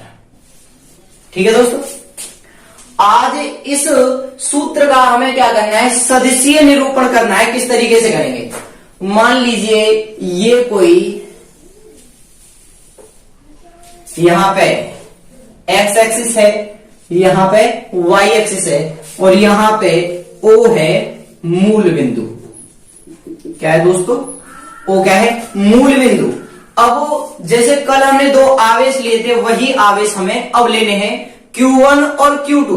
बस अंतर क्या करना है कि आवेश मैंने कल आपको दो प्रकार के बताए थे, तो सजातीय आवेश और एक विजातीय आवेश। सजातीय आवेश वे आवेश होते हैं जिनमें दोनों आवेश समान प्रकृति के हों, या तो दोनों प्लस प्लस के हों या फिर दोनों माइनस माइनस के हों, और विजातीय आवेश एक प्लस का हो और एक माइनस का। इसमें हमें क्या करना है, माना कि कोई आवेश Q1, माना कोई आवेश Q1 कहां स्थित है, यहां स्थित है, और ऐसे कोई आवेश Q2 वो कहां स्थित है, यहां स्थित है। अब हम इस मूल बिंदु के सापेक्ष Q1 का क्या निकालेंगे, स्थिति सदिश बताएंगे। यानी कि यदि हम इस O से एक रेखा खींच के Q1 को मिला दें और ऐसे तीर खींच दें, यानी कि जो इस मिलाने वाली रेखा की जो दिशा है वो Q1 की तरफ है, तो इसका जो स्थिति सदिश होगा वो होगा R1 वेक्टर। दोस्तों क्या होगा, R1 वेक्टर। ऐसे ही मूल बिंदु से यदि हम इस वाले आवेश Q2 को मिला दें तो यहां पे हो जाएगा ये R2 वेक्टर।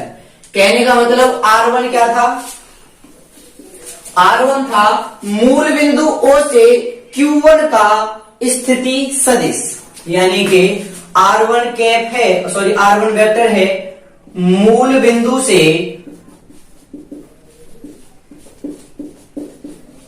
Q1 का स्थिति सदिश। ठीक है दोस्तों, ऐसे ही जो R2 वेक्टर है, R2 वेक्टर क्या है, मूल बिंदु से Q2 आवेश Q2 का स्थिति सदिश। इसे हम लिख देंगे R2 cap, sorry R2 vector is equal to मूल बिंदु से आवेश Q2 का स्थिति सदिश। देखिए दोस्तों, दो आवेश थे Q1 और Q2। Q1 आवेश मूल बिंदु से जो रेखा मिली थी यहां पे ये रेखा, इसको यानी O से जब ये Q1 की तरफ इसकी दिशा हुई थी तो इसका जो स्थिति सदिश था वो था R1 वेक्टर। ऐसे ही Q2 का स्थिति सदिश क्या है, मूल बिंदु के सापेक्ष R2 वेक्टर। अब यहां से हम जैसे मैंने बताया था, दिशा इसकी किधर है, इधर है, इसकी दिशा किधर है, इधर है।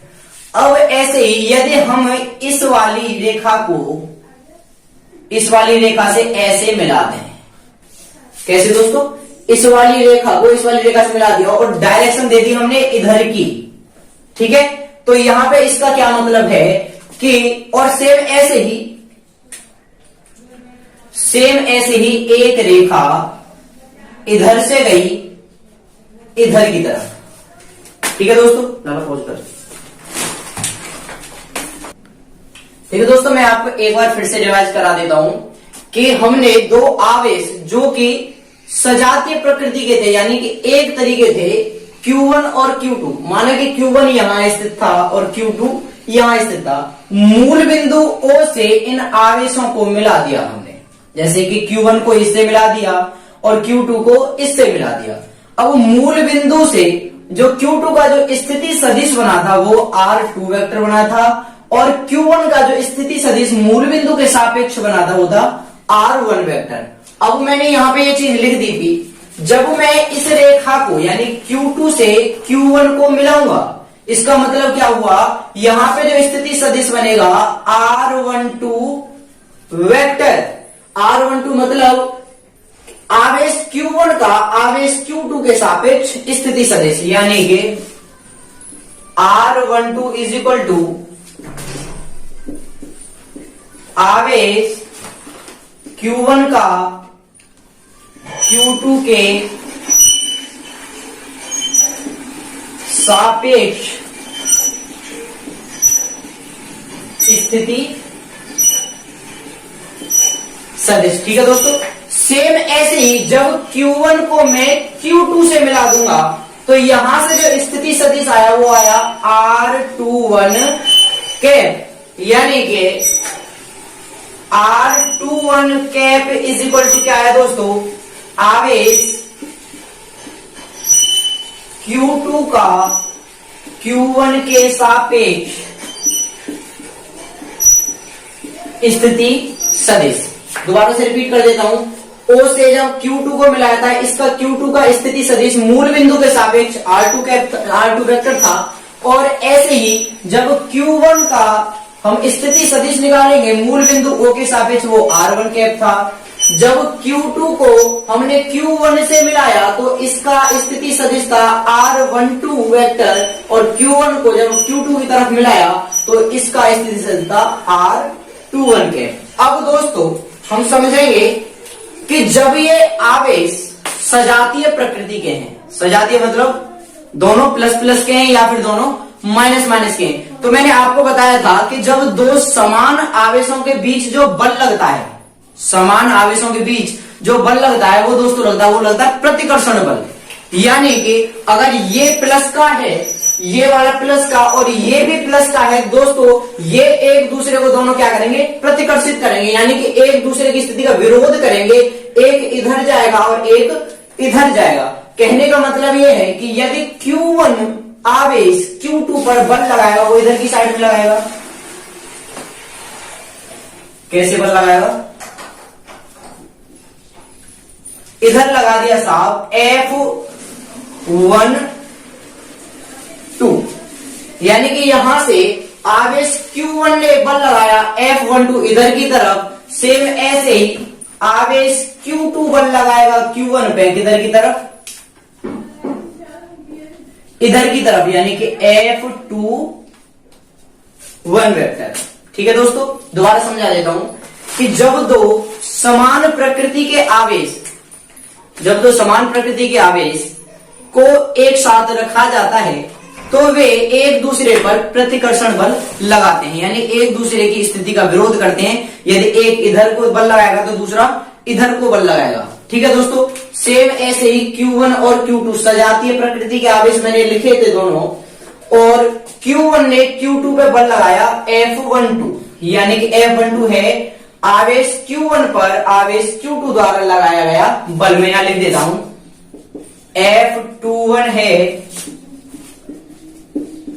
आवेश Q2 पर Q1 द्वारा लगाया गया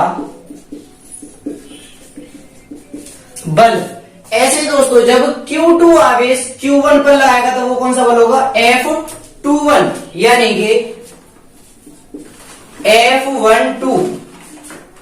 सॉरी दोस्तों, मैंने यहां गड़बड़ कर दी थोड़ी, यहां F12 था ये बल इधर से, और F इधर क्या आएगा, F21। F21 क्या है, आवेश Q1 पर Q2 द्वारा लगाया गया बल। दोनों बल क्लियर कर दिया दोस्तों। उसके बाद अब हम चलेंगे एकांक सदिश की तरफ। मैं आपको समझाता हूं, जैसे आपने 11वीं क्लास में पढ़े होंगे, हल्के मुल्के 11वीं क्लास में यदि आपने सदिश पढ़े हैं, वेक्टर पढ़े हैं, तो आपके अच्छी समझ में आएगा कि R1 कैप का मतलब क्या था। R1 कैप का मतलब था एकांक सदिश। क्या था दोस्तों, एकांक सदिश। ऐसे ही यहां पे जब मैं R12 लूंगा, क्या लूंगा, R12 लूंगा, तो ये क्या होगा, एकांक सदिश का मतलब होता है किसी भी सदिश की दिशा बताना। क्या दोस्तों, किसी भी सदिश की दिशा बताना। अब R12 क्या है, आवेश Q1 का Q2 के सापेक्ष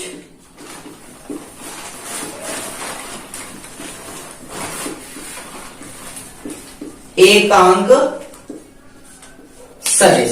ठीक है दोस्तों, उसके बाद हम ऐसे देखें, यहां तो हमने R12 ले लिया दोस्तों, ऐसे ही लेंगे हम R21 कैप,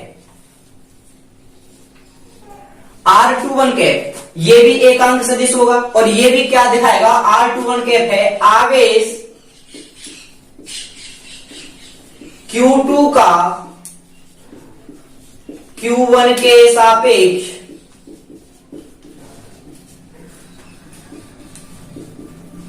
एकांक सदिश। ये ले लिया, ये R21 कैप का मतलब है आवेश Q2 का Q1 के सापेक्ष एकांक सदिश। कहने का मतलब ये है, ये आवेश इन दोनों आवेशों के बीच में क्या दिखाएगा, ये दिशा दिखाएगा। यानी कि जो F12 लग रहा है वो किधर लग रहा है, इधर लग रहा है। F12 रिलेशन किससे होगा, F21 से, इधर से।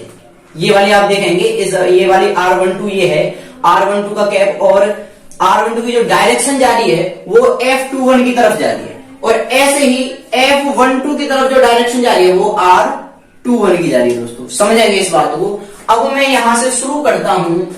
जो कूलॉम का नियम हमने पिछली वीडियो में जो प्रूव किया था, क्या किया था, F = K Q1 Q2 upon R², ये प्रूव किया था। अब हम इस चीज को समझते हैं कैसे। मैं यहां लेता हूं कि आवेश Q1 द्वारा Q2 पर लगाया गया बल क्या होगा, F, मैंने क्या बोला, आवेश Q1 द्वारा Q2 पर लगाया गया बल F12 vector is equal to, यहां से K Q1 Q2 upon R²। अब दोस्तों समझेंगे एक बात, F12 की जो डायरेक्शन में जो एकांक सदिश, देखो हम क्या लिखते हैं, किसी भी सदिश को दर्शाने के लिए हमें परिमाण और उसके साथ साथ दिशा की आवश्यकता पड़ती है। तो परिमाण तो ये मैंने लिख दिया, अब दिशा की आवश्यकता पड़ेगी, दिशा। तो दोस्तों दिशा क्या बताता है, एकांक सदिश दिशा बताता है। क्या बताता है, हमेशा जो एकांक सदिश है उसका प्रयोग कहां किया जाता है, किसी भी सदिश की दिशा बताने के लिए। तो यहां हमने परिमाण लिख दिया है, परिमाण के बाद हम क्या लिखेंगे, दिशा लिखेंगे। और F12 की डायरेक्शन क्या है दोस्तों, R2 कैप। यहां लिख लेंगे दोस्तों F12 की डायरेक्शन R21 कैप लिख लेंगे। समझिए दोस्तों, एक बार फिर से रिपीट कर देता हूं मैं इसे। यहां F12 यानी कि Q1 आवेश पर Q2 द्वारा लगाया गया force K Q1 Q2 upon R²। यहां तक तो क्या हो गया दोस्तों, ये यहां तक हो गया ये परिमाण, और परिमाण के साथ साथ किसकी आवश्यकता है, दिशा की आवश्यकता होती है। अब हम यहां पे देखेंगे दोस्तों, जैसे मैंने R21 ये दिशा लिया है, दिशा क्या है यहाँ पे R21, और मैं निकाल क्या रहा हूं, फोर्स निकाल रहा हूं F12 पे। F12 पे जब हम देखेंगे एकांक सदिश किस डायरेक्शन में आ रहा है दोस्तों, ये वाली डायरेक्शन में, तो यहाँ पे एकांक सदिश ले लेंगे R21 कैप। उसके बाद हम एक चीज समझेंगे दोस्तों, मैंने बताया था कि आवेश कैसे हैं, यहाँ पे सजातीय प्रकृति के हैं, यानी कि दोनों या तो प्लस प्लस के हैं या दोनों माइनस माइनस के हैं। जब दोस्तों ये दोनों इक्वल हैं तो आपस में क्या करेंगे, प्रतिकर्षण करेंगे, यानी एक दूसरे को हटाएंगे, तो ये एक दूसरे की विपरीत प्रकृति के हैं। कहने का मतलब R21 cap is equal to R12 cap, किसमें, माइनस में, अलग अलग है, अलग अलग करेंगे। तो ये माइनस में है, यानी R21 cap is equal to minus के R12 कैप। अब इस चीज का प्रयोग हम यहां करेंगे दोस्तों। ये मैंने निकाल लिया था कि Q1 आवेश पर Q2 द्वारा अप्लाइड फोर्स। अब ऐसे ही हम निकालेंगे F21 वेक्टर, यानी कि अब निकालेंगे कि आवेश Q2 पर Q1 के द्वारा लगाया गया फोर्स क्या होगा, K Q1 Q2 upon R²। अब देखेंगे F21 का एकांक सदिश क्या है। F21 दोस्तों इधर लग रहा था, और एकांक सदिश देखना इसकी डायरेक्शन किधर है, R12, और R12 का एकांक सदिश है R12 कैप। यहां लिख देंगे R12 कैप। अब इसको मान लिया दोस्तों हमने समीकरण नंबर 1, और इसको मान लिया समीकरण नंबर 2। अब हम क्या करेंगे, यहां से R21 कैप का मान समीकरण किस में रख देंगे दोस्तों हम? जैसे R21 की जगह पर मुझे ये रखना है तो इसको मान रख देंगे हम समीकरण नंबर 2 में।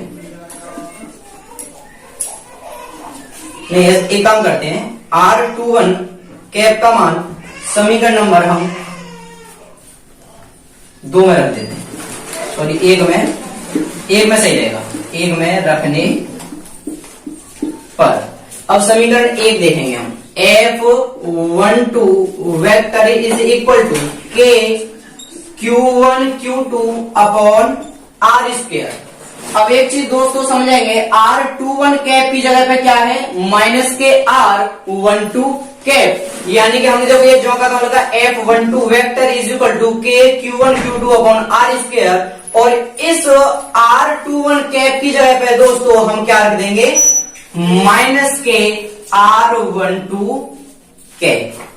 ठीक है दोस्तों, एक बार फिर से रिपीट कर देता हूं कि F12 क्या था, K Q1 Q2 K1 into Q2 upon R square into, क्योंकि ये परिमाण था और परिमाण के साथ साथ दिशा की आवश्यकता होती है सदिश को निरूपित करने के लिए, तो R21 कैप है। और मुझे पता है ये जो दोनों अलग अलग प्रकृति के हैं, R21 इज इक्वल टू विपरीत दिशा में, एक इधर को फोर्स लगा रहा है, एक इधर को लगाएगा, तो एक प्लस की तरफ और एक माइनस की तरफ फोर्स लगाएगा, तो R21 cap is equal to minus के R12 कैप, यानी R21 बराबर होगा किसके, माइनस के R21 कैप के। तो यहां से मैं इस चीज का प्रयोग करूंगा, जैसे F12 इतना निकाला था, F21 निकालेंगे तो इतना परिमाण है, ये क्या है, ये इतना तो क्या है परिमाण, और परिमाण के साथ साथ हमें दिशा की आवश्यकता हो, तो ये R12 कैप क्या है, यहां पे दिशा है। ये समीकरण 2 मान लिया, ये समीकरण 1 मान लिया।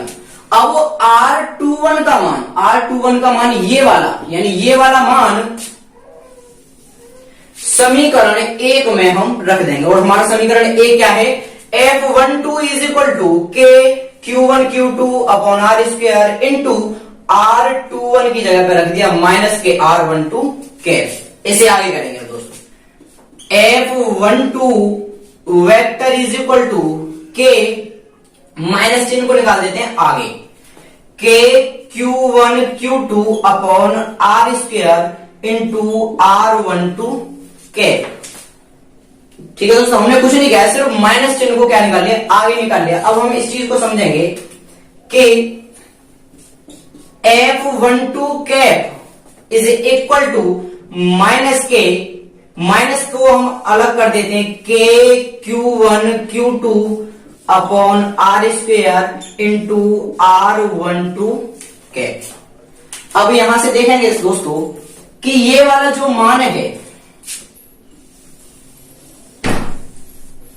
पूरा, ये वाला मान आपको समीकरण नंबर 2 को पूरा देखने को मिल रहा है। समीकरण 2 क्या है, K Q1 Q2 upon R square into R12 cap. Same यहां देखेंगे, माइनस का चिन्ह आगे है, K का K Q1 Q2 upon R square, Q1 Q2 upon R square into R12 cap, R12 cap, यानी कि समीकरण 2 इसके बिल्कुल बराबर बैठ रहा है। वो तो हम क्या करेंगे, यहां से F12 vector is equal to minus का चिन्ह लगा लिया, और K Q1 Q2 upon R square into R12 का मान कितना है दोस्तों, F21 वेक्टर, यानी ये बराबर हो जाएगा F21 वेक्टर के। दोस्तों एक्चुअल में हमें यही प्रूव करना था, क्योंकि आपने पढ़ा है न्यूटन का गति विषयक तृतीय नियम, उसमें न्यूटन साहब ने बताया था कि कोई भी वस्तु एक वस्तु पर जितना फोर्स अप्लाई करती है, वो वस्तु रिवर्स में यानी विपरीत अवस्था में उस दूसरी वस्तु पर उतना ही बल आरोपित करती है, सेम उतने ही परिमाण का। जैसे कि मैं कोई बंदूक चलाता हूं, तो बंदूक पे यदि गोली 4 न्यूटन का बल लगाती है, यदि बंदूक पे गोली 4 न्यूटन का बल लगाती है, तो रिवर्स में गोली भी बंदूक पर उतना ही बल लगाएगी, यानी जितना बंदूक गोली पर लगाएगी उतना ही गोली बंदूक पर लगाएगी। ये नियम किसका कहलाता है, क्रिया प्रतिक्रिया का नियम। यानी कि हम जो कोई भी कार्य करने के लिए किसी वस्तु पर जितना बल लगाते हैं वो वस्तु भी उतना ही विपरीत मात्रा में हमारे ऊपर कार्य करने के लिए उतना ही बल लगाती है।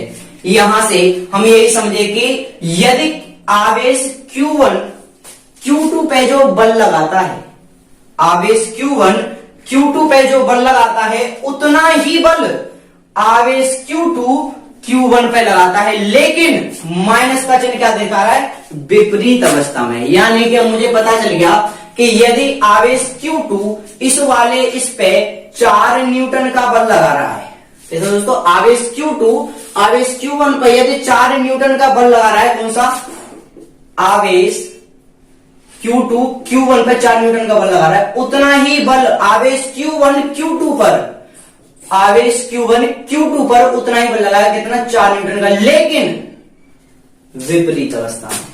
दोस्तों आज का लेक्चर हमारा यही खत्म करते हैं और आगे का लेक्चर आपको कल प्रोवाइड कर दिया जाएगा। थैंक यू दोस्तों, धन्यवाद।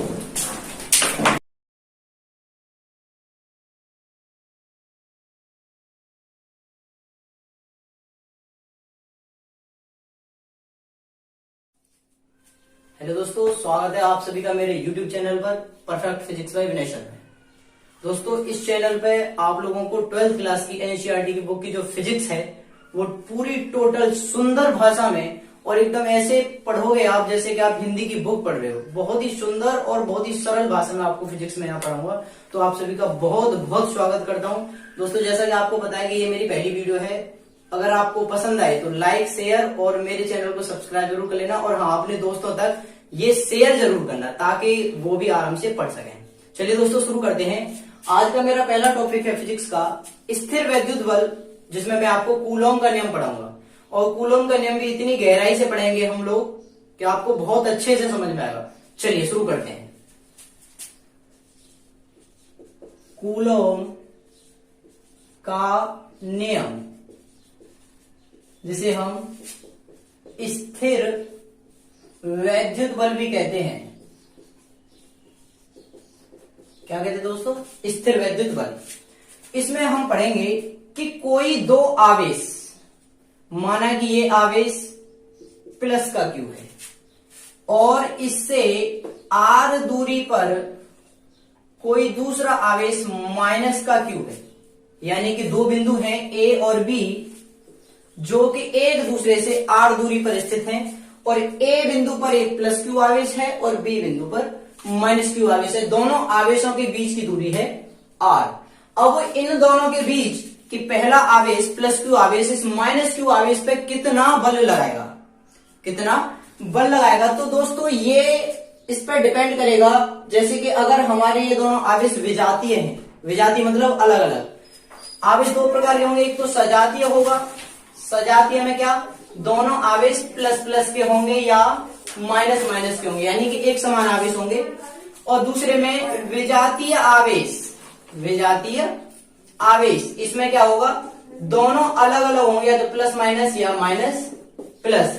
कि जब दोनों ये विजातीय आवेश यानी अलग अलग आवेश होंगे तो ये एक दूसरे पे हमेशा आकर्षण बल लगाएंगे, यानी कि एक आवेश दूसरे आवेश को आकर्षित करेगा। और अगर ये दोनों सजातीय आवेश हैं, यानी कि दोनों प्लस के हैं या फिर दोनों माइनस के हैं, तो ये एक दूसरे पे कैसा बल लगाएंगे, ये लगाएंगे प्रतिकर्षण बल, यानी कि एक दूसरे क्या करेंगे, धक्का देंगे। तो अब हम यहाँ पे देख रहे हैं कि एक प्लस है और एक माइनस है, तो दोस्तों इन दोनों के बीच जो बल लगेगा वो कौन सा लगेगा, आकर्षण बल। तो हम कहेंगे कि दोनों आवेशों को के बीच में लगने वाला आकर्षण बल F क्या होगा, उन दोनों आवेशों के गुणनफल के अनुक्रमानुपाती होगा। जैसे कि अनुक्रमानुपाती होगा Q1 और Q2। मैं मान लेता हूं यहां पे Q1 Q2, ठीक है। यानी कि दोनों आवेशों के बीच लगने वाला आकर्षण बल F उन दोनों आवेशों के गुणनफल के अनुक्रमानुपाती होगा। इसको मान लेते हैं हम समीकरण नंबर 1।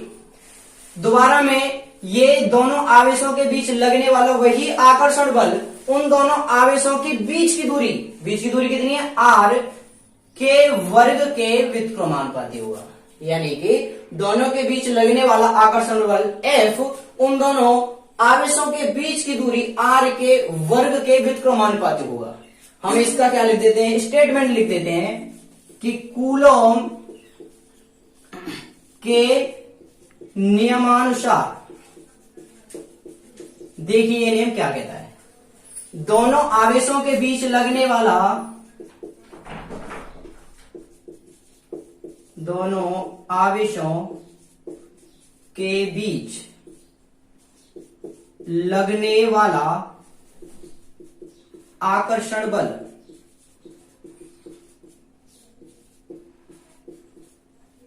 दोनों आवेशों के बीच की दूरी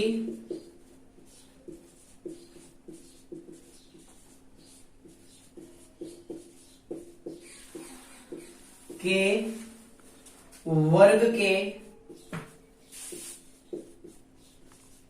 व्युत्क्रमानुपाती तथा दोनों आवेशों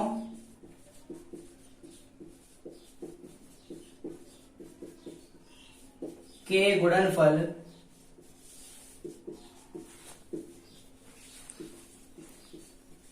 के अनुक्रमानुपाती होता है। कहने का मतलब यह है कि दो यदि आवेश एक दूसरे से r दूरी पर स्थित हैं और दोनों विजातीय प्रकृति के, एक प्लस का एक माइनस का है, तो उन दोनों आवेशों के बीच लगने वाला गुरुत्वाकर्षण बल यानी आकर्षण बल F उन दोनों आवेशों के गुणनफल के क्या होता है, अनुक्रमानुपाती होता है। और उन दोनों आवेशों के बीच की दूरी r के वर्ग के व्युत्क्रमानुपाती होता है। दोस्तों यही स्टेटमेंट मैंने यहां लिख दिया है कि दोनों आवेशों के बीच लगने वाला आकर्षण बल दोनों आवेशों के बीच की दूरी के वर्ग के व्युत्क्रमानुपाती, देखो व्युत्क्रमानुपाती हो गया, तथा दोनों आवेशों के गुणनफल के अनुक्रमानुपाती, दोनों आवेशों के गुणनफल के अनुक्रमानुपाती होगा। इसको मान लेते बेटा समीकरण नंबर 2, इसको समीकरण मान लिया 2। और ये जो ये कार्य करेगा, ये बल, यह बल रेखा AB के अनुदिश कार्य करेगा। कहने का मतलब अनुदिश कार्य, यानी कि ये जो बल कार्य करेगा किस तरीके से करेगा, इस रेखा में सीधे तरीके से क्या कार्य करेगा, यानी लीनियर कार्य करेगा, ऐसे नहीं करेगा, लीनियर कार्य करेगा। अब हम क्या करेंगे, इन दोनों नियमों को हम मिला देंगे। दोनों नियमों को मिलाने के बाद दोनों समीकरण को मिलाने पर, जब दोनों समीकरण को मिलाएंगे दोस्तों, तो F proportional to Q1 Q2 ऊपर है, Q1 Q2 और अपॉन में R स्क्वायर है। तो दोस्तों आपने 11th क्लास में एक पढ़ा होगा चैप्टर, शायद पहला या दूसरा चैप्टर है, गुरुत्वाकर्षण बल। गुरुत्वाकर्षण बल में क्या था, जैसे कि यहाँ पे हमने दो आवेश लिए हैं, उसमें क्या था कि दो पिंडों के द्रव्यमान दिए थे M1 और M2, यानी दो पिंड M1 M2 जिनका द्रव्यमान था वो एक दूसरे से r दूरी पर स्थित थे, यानी ये A बिंदु ये B बिंदु। तो हमने पढ़ा था उसमें कि इन दोनों पिंडों के बीच लगने वाला आकर्षण बल F उन दोनों पिंडों के द्रव्यमान के क्या होगा, अनुक्रमानुपाती था। इसको समीकरण नंबर 1 माना था हमने 11th क्लास में। अब वही आकर्षण बल F दोनों पिंडों जिनका द्रव्यमान M1 और M2 है के बीच की दूरी r के वर्ग के व्युत्क्रमानुपाती होता था। तो यहां पे जब हमने दोनों नियमों को मिलाया था क्या हुआ था, F proportional to M1 M2 upon R square. यहां से क्या था, F प्रोपोर्शनल का साइन जब हटाते तो कोई भी हमें स्थिरांक या नियतांक लेना पड़ता है। तो जब हम इसको हटाएंगे बराबर का साइन लगाएंगे, तो यहां पे हमने G लिया था, G M1 M2 upon R square, जहां पे G क्या था, G बराबर था गुरुत्वाकर्षण नियतांक। क्या था दोस्तों, गुरुत्वाकर्षण नियतांक था। सेम ऐसी ही कंडीशन इस पे लागू होगी। यहां पे M1 M2 उनके द्रव्यमान थे और यहां पे दिए हैं A और B बिंदु पर कोई दो आवेश हैं Q1 और Q2, ठीक है। अब ऐसे जैसे यहाँ पे हमने प्रोपोर्शनल का साइन हटाया था, यहाँ पे कोई G हमने नियतांक लिया था, सेम उसी प्रकार से हम इसके प्रोपोर्शनल के साइन को हटा देंगे। तो F बराबर यहाँ पे प्रोपोर्शनल का साइन हटाने पर F is equal to K, के क्या यहाँ पे नियतांक है, Q1 Q2 upon R square, जहां के क्या है, मैं इसको यहां लिख देता हूं, जहां के बराबर नियतांक है, इसका मान भी होता है दोस्तों, इसका मान है के बराबर नियतांक है, जिसका मान 9 गुणा 10 की पावर 9 होता है। यानी कि F इजिकल टू के हमने कोई नियतांक ले लिया और K Q1 Q2 upon R square. दोस्तों यही कूलोम का नियम था, यही कूलोम का नियम है।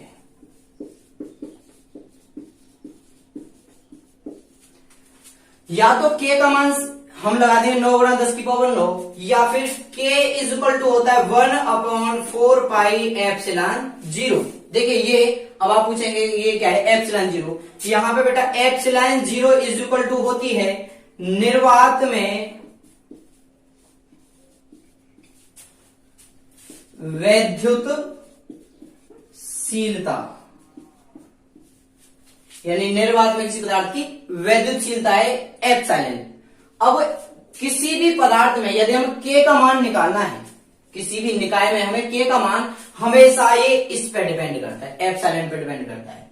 यानी कि एप्सिलॉन अगर किसी माध्यम में कोई पदार्थ रखा है या कोई निकाय रखा है, उसमें हम यदि ये एफ निकालेंगे, कोई भी फोर्स निकालेंगे, यदि कंडीशन है हमारी निर्वात की, निर्वात मतलब जहां पे कोई भी एयर है या और कोई भी माध्यम नहीं है। देखो फर्क पड़ता है कि यदि हम अपने हाथों को एक तो पानी में चलाएं, तो पानी में चलाएंगे तो हमें ज्यादा फोर्स लगाना पड़ता है ये, और वहां पे एप्सिलॉन का मान क्या होगा, ज्यादा होगा।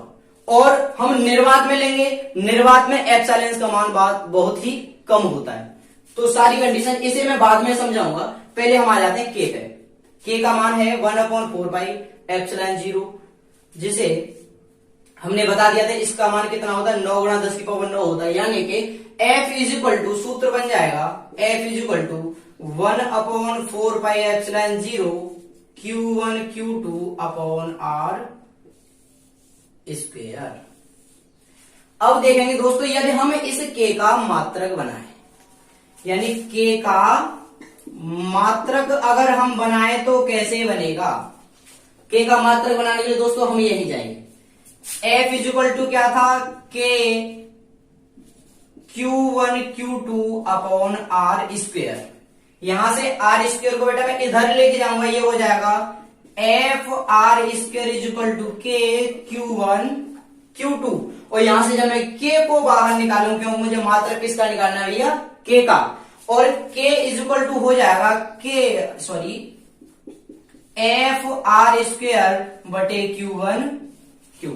कुछ नहीं किया, के का मात्रक बनाएंगे, हमने ये सूत्र ले लिया जो भी हमने कूलॉम के नियम से स्थापित किया है, F is equal to K Q1 Q2 upon R square. यहां से आर स्क्वायर को इधर ले गए तो ये एफ आर स्क्वायर हो गया, is equal to K Q1 Q2 जो का। ठीक है, उसके बाद हमें जब के का मात्रक निकालना है, और के का मात्रक निकालेंगे तो K is equal to F R square, ये ऊपर चला जाएगा और Q1 Q2 नीचे चला जाएगा। अब हमें इसको, इसके मात्रक होते हैं, जैसे कि इसमें एफ है, एफ का मतलब फोर्स, और फोर्स का मात्रक क्या होता है बेटा, न्यूटन। हिंदी में लिख देता हूं न्यूटन। आर यानी कि दूरी, दूरी को किस में मापते हैं, मीटर में, और आर स्क्वायर लगा है तो इनटू मीटर स्क्वायर लगा देंगे। क्यों, एफ का मात्रक होता है न्यूटन, न्यूटन लिख दिया। आर यानी कि दूरी, दूरी का मात्रक होता है मीटर, और दूरी पे स्क्वायर लगा होता है, यहां भी हमने स्क्वायर लगा दिया।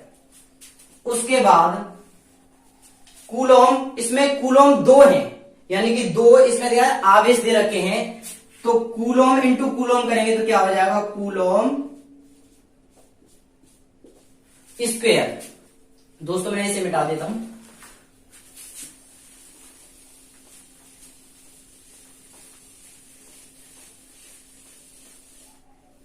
देखिए अब देखते हैं कि न्यूटन इंटू मीटर प्रति कूलॉम स्क्वायर, यानी कि मात्रक बन गया हमारा के का मात्रक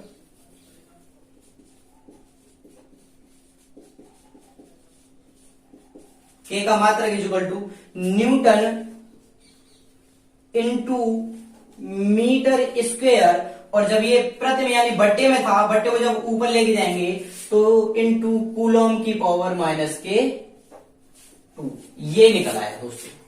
अब हमें यहां से जब हमने के का मात्रक निकाला है, और अगर हम यहां पे लौट के आए, देखो यहां पे के इज इक्वल टू 1/4πε0, यहां से अगर हम देखते हैं तो के का व्युत्क्रम ε0 है और ε0 का व्युत्क्रम के है। इसका मतलब क्या हुआ कि हमने के का मात्रक अगर निकाल लिया है तो वहां से हम ε0 का मात्रक भी निकाल सकते हैं इस के मात्रक को उल्टा करके।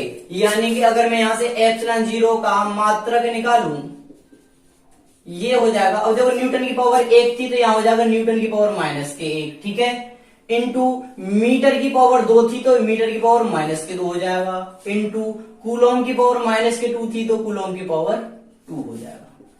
ये लो दोस्तों, ये निकला है के का मात्रक और ये निकला है ε0 का मात्रक। अब हम पढ़ेंगे कि जो F is equal to K Q1 Q2 upon R square होता है, ये डिपेंड किस पे करता है, यानी के का जो मान है वो एक्चुअली में डिपेंड किस पे करता है। अब हम इस प्रोसेस को आगे बढ़ाएंगे, यानी कि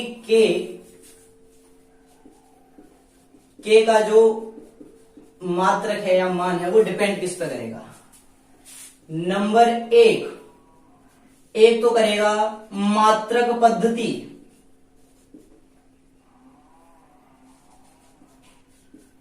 एक तो करेगा मात्रक पद्धति पे और दूसरा करेगा एप्सिलॉन की, यानी कि जो वैद्युतशीलता है,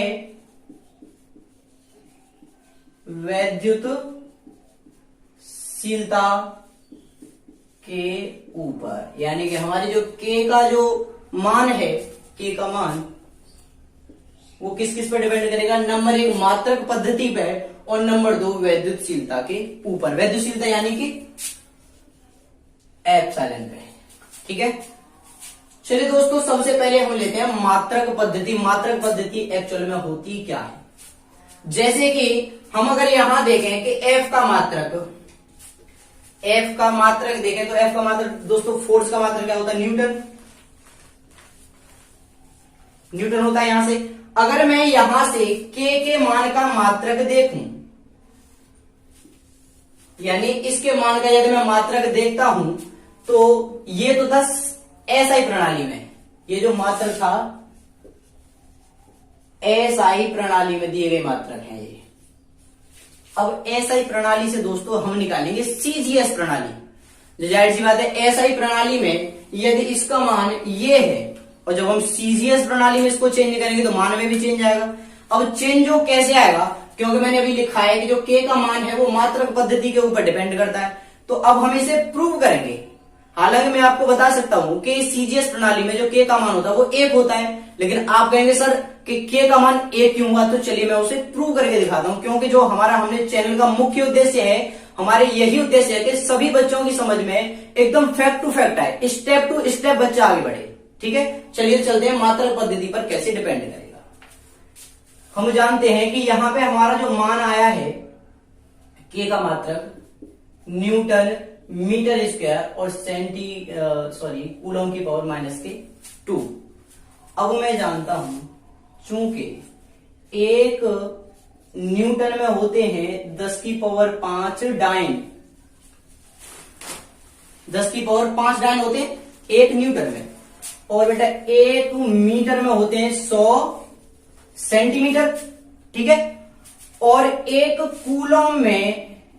कूलम में अगर हम सीजीएस प्रणाली में इसको चेंज करें, यानी सबसे छोटी प्रणाली में इसको चेंज करें, सीजीएस का मतलब सेंटीमीटर और जी का मतलब ग्राम और एस का मतलब सेकंड, यानी कि सेंटीमीटर ग्राम सेकंड प्रणाली में यदि हम इसको चेंज करें, कूलम का मात्रक हो जाता है स्टेट कूलम, और होते कितने हैं 3 गुणा 10 की पावर 9 स्टेट कूलम, यानी 1 न्यूटन में 10 की पावर 5 डाइन, 1 मीटर में 100 सेंटीमीटर और 1 कूलम में 3 गुणा 10 की पावर 9 स्टेट कूलम होते हैं। अब हम यहां पे इसके मान को करेंगे प्रूव। 9 गुणा 10 की पावर 9, क्योंकि मैंने बताया था के का मान क्या होता है 9 गुणा 10 की पावर 9। अब ये न्यूटन था, न्यूटन की जगह पे हमने क्या ले लिया, 10 की पावर 5 डाइन ले लिया, ठीक है। उसके बाद इनटू मीटर स्क्वायर, भाई मीटर स्क्वायर, मीटर का मतलब 1 मीटर में 100 सेंटीमीटर और स्क्वायर थे तो 2 बार इसका गुणा कर दिया, यानी कि 1 न्यूटन में 10 की पावर 5 डाइन थे, 10 की पावर 5 डाइन ले लिए, मीटर स्क्वायर की जगह पे 100 गुणा 100 लिख दिया, और बटे भाई ये कूलोम की पावर -2 यानी कि बट्टे में था, और 1 कूलोम में थे 3 गुणा 10 की पावर 9 स्टेट कूलोम, और कूलोम स्क्वायर था तो 2 बार कर देंगे इसका गुणा। सॉरी दोस्तों, थोड़ा कॉल आ गई थी, कोई दिक्कत नहीं। तो यहां से हम देखेंगे 3 तिया 9 कट गए, ठीक है। ये 9 थे, यहां 3 गुणा 3 है, 3 तिया 9 हो गए। उसके बाद देखेंगे 10 की पावर 9 से ये 10 की पावर 9 कट गए, ठीक है। और उसके बाद देखेंगे 5 यहां है दोस्तों पावर, और 2 यहां, 5 और 2 7 और 2 9, यानी 10 की पावर 9 बट्टे 10 की पावर 9 इज इक्वल टू भैया कितना आ गया, 1। और मैंने बताया था कि सीजीएस प्रणाली में जो के का मान होता है वो होता है 1। दोस्तों समझ में आया? मैं एक बार फिर से रिपीट कर देता हूं कि सीजीएस प्रणाली में के का मान 1 क्यों होता है। जैसे कि एसआई प्रणाली में के का मान होता है दोस्तों 9 गुणा 10 की पावर 9, और सीजीएस प्रणाली में के का मान होता है 1। क्यों? क्योंकि हमारा जो मात्रक निकल के आया था वो था न्यूटन मीटर स्क्वायर बटे कूलॉम स्क्वायर। तो 1 न्यूटन में मैंने यहां लिख दिया 10 की पावर 5 डाइन होते हैं, 1 मीटर में 100 सेंटीमीटर होते हैं, और बटे में 1 कूलॉम में 3 गुणा 10 की पावर 9 स्टेट कूलॉम होते हैं, ठीक है। बाकी जो जो इस मात्रा में दे रखा है, जैसी कंडीशन में दे रखा है, हम वैसे वैसे इसको नोट करते जाएंगे। जैसे हमें चेंज किसको करना है, 9 गुणा 10 की पावर 9 जो के का मान था एसआई प्रणाली में, गुणा 1 न्यूटन, न्यूटन की जगह पे 10 की पावर 5 डाइन रख दिया। फिर बेटा मीटर स्क्वायर, मीटर स्क्वायर में 100 सेंटीमीटर गुणा 100 सेंटीमीटर कर दिए, बटे Coulomb square, Coulomb square 1 Coulomb में 3 गुणा 10 की पावर 9 स्टेट कूलॉम, 3 गुणा 10 की पावर 9 गुणा 3 गुणा 10 की पावर 9, क्योंकि कूलॉम स्क्वायर था। काट पीट कर दी हमने कि ये यहां 9 है, और 3 तिया 9, और 9 से 9 काट दिए एक बार, ठीक है। उसके बाद 10 की पावर 9 से 10 की पावर 9 ये कैंसिल हो जाएगी। फिर 10 की पावर 5 यहां, 2 यहां, 2 यहां, 5 और 2 7 और 2 9, 10 की पावर 9 से 10 की पावर 9 ये यहां 1 आ गई। चाहो तो दोस्तों आप इसका स्क्रीनशॉट ले सकते हो। चलिए दोस्तों, मैं आपको अब बता देता हूं कि जो पिंडों के बीच लगने वाला, यानी 2 आवेशों के बीच लगने वाला F जो होता है, यानी आकर्षण बल F, वो किसी भी माध्यम की वैद्युतशीलता या चुंबकशीलता पर निर्भर करता है। वो क्यों, इसे हम प्रूव करते हैं। देखिए अभी तक आपने पढ़ा होगा एप्सिलॉन 0, यहां पे लिख देता हूं, एप्सिलॉन नॉट पढ़ते हैं इसको, NaUGHT, इसको पढ़ते हैं एप्सिलॉन नॉट। तो दोस्तों मैं एक बार इसको मिटा देता हूं, नहीं अभी नहीं, एप्सिलॉन नॉट पढ़ते हैं। और एप्सिलॉन नॉट ये होता है निर्वात में वैद्युत शीलता, निर्वात में वैद्युत शीलता। दोस्तों आपको वहां नहीं दिख रहा हो तो ऐसा करता हूं, मैं इसको एक बार यहां से यहां तक समझा के फिर इसको मिटा देता हूं। मैंने शुरू किया था कि कोई 2 आवेश जो विजातीय प्रकृति के हैं, यानी एक प्लस का है एक माइनस का है, 2 अलग अलग आवेश हैं, वो एक दूसरे से r दूरी पर स्थित हैं। कितनी दूरी पर? r दूरी पर स्थित हैं। तो उनके बीच जाहिर सी बात है जब वो विपरीत प्रकृति के हैं तो उनके बीच एक बल कार्य करेगा, और बल कौन सा होगा? आकर्षण बल होगा, यानी जिससे कि दोनों आवेश एक दूसरे के पास आएंगे जो बल लगाने से, यानी पास आने के लिए जो बल लगाएगा वही आकर्षण बल होगा। और वो आकर्षण बल उन दोनों आवेशों के गुणनफल के अनुक्रमानुपाती होता है, और उन दोनों आवेशों के बीच की दूरी r के वर्ग के व्युत्क्रमानुपाती होता है। फिर हमने क्या किया था, दोनों समीकरणों को यहां से ये मिला दिया था, दोनों समीकरण को मिला दिया, F proportional to Q1 Q2 upon R square आ गया। अब यहां पे प्रोपोर्शनल है प्रोपोर्शनल का साइन हमें हटाना पड़ेगा, तो उसके लिए कोई भी हम स्थिरांक या नियतांक लेते हैं, कांस्टेंट लेते हैं। और f is equal to k Q1 Q2 upon R square. जब भैया हमने k ले लिया तो हमें पता होना चाहिए k है क्या। k है यहाँ पे एक नियतांक है जिसका मान होता है 9 गुणा 10 की पावर 9 या 1 अपॉन 4 पाई एप्सिलॉन 0। कैसे ये भी बताएंगे हम कि 9 गुणा 10 की पावर 9 आया कैसे था। देखो मैंने बताया था k इज इक्वल टू होता है 1 अपॉन 4 पाई एप्सिलॉन 0 और यहां से 1 अपॉन 4 और पाई का मान लगा दूंगा 3.14 गुणा एप्सिलॉन का मान होता है 8.85 इंटू 10 की पावर 12। अब इसको काट पीट या गुणा भाग करके जो आंसर आएगा वो आएगा 9 गुणा 10 की पावर 9। तो दोस्तों हमने ये भी बता दिया आपको कि k का मान 9 गुणा 10 की पावर 9 आखिर क्यों होता है।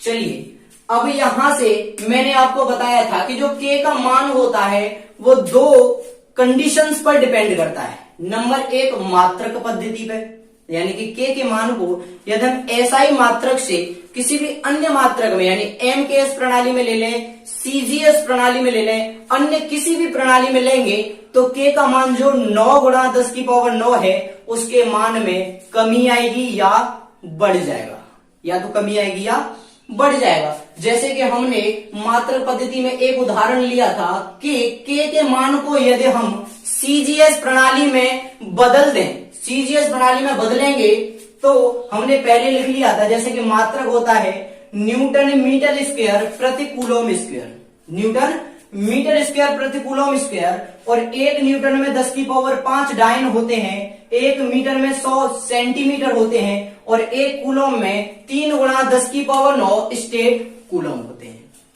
चेंज करेंगे 9 गुणा 10 की पावर 9 को गुणा न्यूटन की जगह पे, देखिए न्यूटन की जगह पे 10 की पावर 5 लिख लिया, मीटर स्क्वायर की जगह पे 100 गुणा 100 लिख लिया, बटे कूलम स्क्वायर की जगह पे 3 गुणा 10 की पावर 9 गुणा 3 गुणा 10 की पावर 9। हमने काट पीट कर दी, सबका भाग पूरा कंप्लीटली चला जाएगा, आंसर आएगा हमारा 1।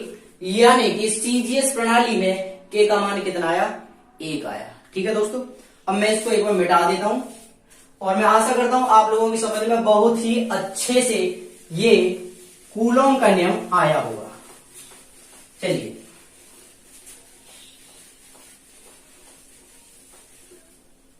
दोस्तों, अब मेरा दूसरा आता है वैद्युतशीलता के ऊपर, यानी एप्सिलॉन के मान के ऊपर भी k का मान निर्भर करता है।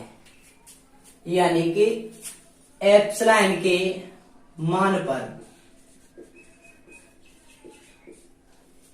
k का मान, k के मान की निर्भरता कैसे होगा और क्यों होगा। दोस्तों हमने अभी पढ़ा है कि जो हमने अभी दो आवेशों की ये सिस्टम पढ़ा है, ये निकाय हमारा कहां रखा था, ये निकाय रखा था हमारे निर्वात में। यदि इसी निकाय को हम किसी अन्य माध्यम में रख दें तो वहां पे k के मान में क्या चेंज आएगी और एप्सिलॉन का मान घटेगा बढ़ेगा, ये हम अब समझेंगे बड़ी गहराई से। यानी कि अभी हमने पढ़ा था f का मान निर्वात में, किसमें, निर्वात में पढ़ा था, तो ये था 1/4 पाई epsilon 0 Q1 Q2 upon R square, ये पढ़ा था। ठीक है, इसको मान लेंगे हम समीकरण नंबर 1। उसके बाद यदि इसी निकाय को हम किसी माध्यम में रख दें, यानी कि अब की बार हमने f को जो लिया है f माध्यम में, यानी इस निकाय को किसी भी माध्यम में रख दिया, हमने पानी में रख दिया या किसी तुम्हारा किसी भी अन्य धातु में रख दिया, तो f अगर माध्यम में निकालेंगे तो 1/4 पाई एप्सिलॉन। अब एप्सिलॉन यहां पे लेंगे m मतलब मीडियम, यहां पे लिया था एप्सिलॉन नॉट, यानी कि ये तो निर्वात में विद्युतशीलता थी, यहां एप्सिलॉन m का मतलब है किसी माध्यम में विद्युतशीलता। बाकी आवेश ज्यों का त्यों रहेंगे, Q1 Q2 upon R square, इसको मान लिया समीकरण नंबर 2।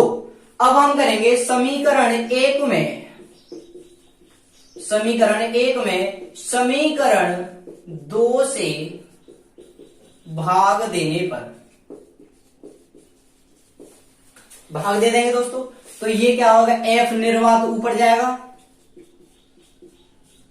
बटे एफ माध्यम नीचे is equal to 1/4πε0 into Q1 Q2 upon R square बटे, जैसे एफ माध्यम नीचे है, माध्यम वाला 1/4πε और Q1 Q2 upon R square. देखिए दोस्तों, Q1 Q2 से Q1 Q2 cancel, R square से आर स्क्वायर कैंसिल, 4π से 4π कैंसिल, यानी कि एफ निर्वात बटे एफ माध्यम, यानी कि निर्वात में आकर्षण बल और ये किसी माध्यम में जब निकाय को रख देंगे तो उसके बीच लगने वाला आकर्षण बल, दोनों का अनुपात निकालने तो एप्सिलॉन एम जो है वो ऊपर पहुंच जाएगी और एप्सिलॉन 0 नीचे या एप्सिलॉन नॉट। यानी कि देखो कितना फर्क आया, जब उस निकाय को हमने किसी निर्वात में रखा था एक बार और दूसरी बार में उसी निकाय को, यानी उसी निकाय को हमने किसी माध्यम में रख दिया, तो माध्यम की जो वैद्युतशीलता थी वो ऊपर और किसी निर्वात की जो वैद्युतशीलता है वो नीचे। देखिए दोस्तों, इन दोनों के नाम को मिलाकर हम एक अन्य नाम देते हैं, वो होता है एप्सिलॉन आर। और एप्सिलॉन आर क्या है, यहां पे आपेक्षिक वैद्युतशीलता, आपेक्षिक वैद्युतशीलता हम कह सकते हैं कि एप्सिलॉन एम अपॉन एप्सिलॉन 0, यानी कि किसी माध्यम में वैद्युतशीलता तथा निर्वात में वैद्युतशीलता का अनुपात एप्सिलॉन आर कहलाता है, जिसे हम आपेक्षिक वैद्युतशीलता कहते हैं। यानी कि epsilon R is equal to क्या हुआ, एप्सिलॉन एम अपॉन एप्सिलॉन 0। समझ में आया दोस्तों। और ये भी कंडीशन किसकी थी कि epsilon R is equal to कब होगा ये, कि जब कोई बल निर्वात में रखे गए निकाय पर लगता है और कोई बल माध्यम में लगे हुए, माध्यम में रखे हुए निकाय पर लगता है। ठीक है, उसके बाद हम एप्सिलॉन एम अपॉन एप्सिलॉन 0 को दोस्तों एक शब्द भी कहते हैं, वो होता है परावैद्युतांक, परावैद्युतांक। और दोस्तों परावैद्युतांक को हम के से डिनोट करते हैं, यानी कि epsilon M upon epsilon 0 is equal to K. I hope दोस्तों कि आपको ये बहुत अच्छे से समझ में आया होगा। मैंने कूलॉम का नियम, जो स्थिर वैद्युत बल होता है, दो आवेशों के बीच जो लगता है, मैंने आपको बहुत अच्छे तरीके से समझाया। फिर भी अगर आप किसी की समझ में नहीं आ रहा हो तो मैं क्षमा मांगता हूं, लेकिन अगर आप इस वीडियो को दोबारा पॉज करके और बड़ी डीपली समझेंगे तो आई होप ये आपके बहुत अच्छे समझ में आएगा। और इसी शब्दों के साथ नमस्कार और अगली वीडियो का इंतजार रहेगा।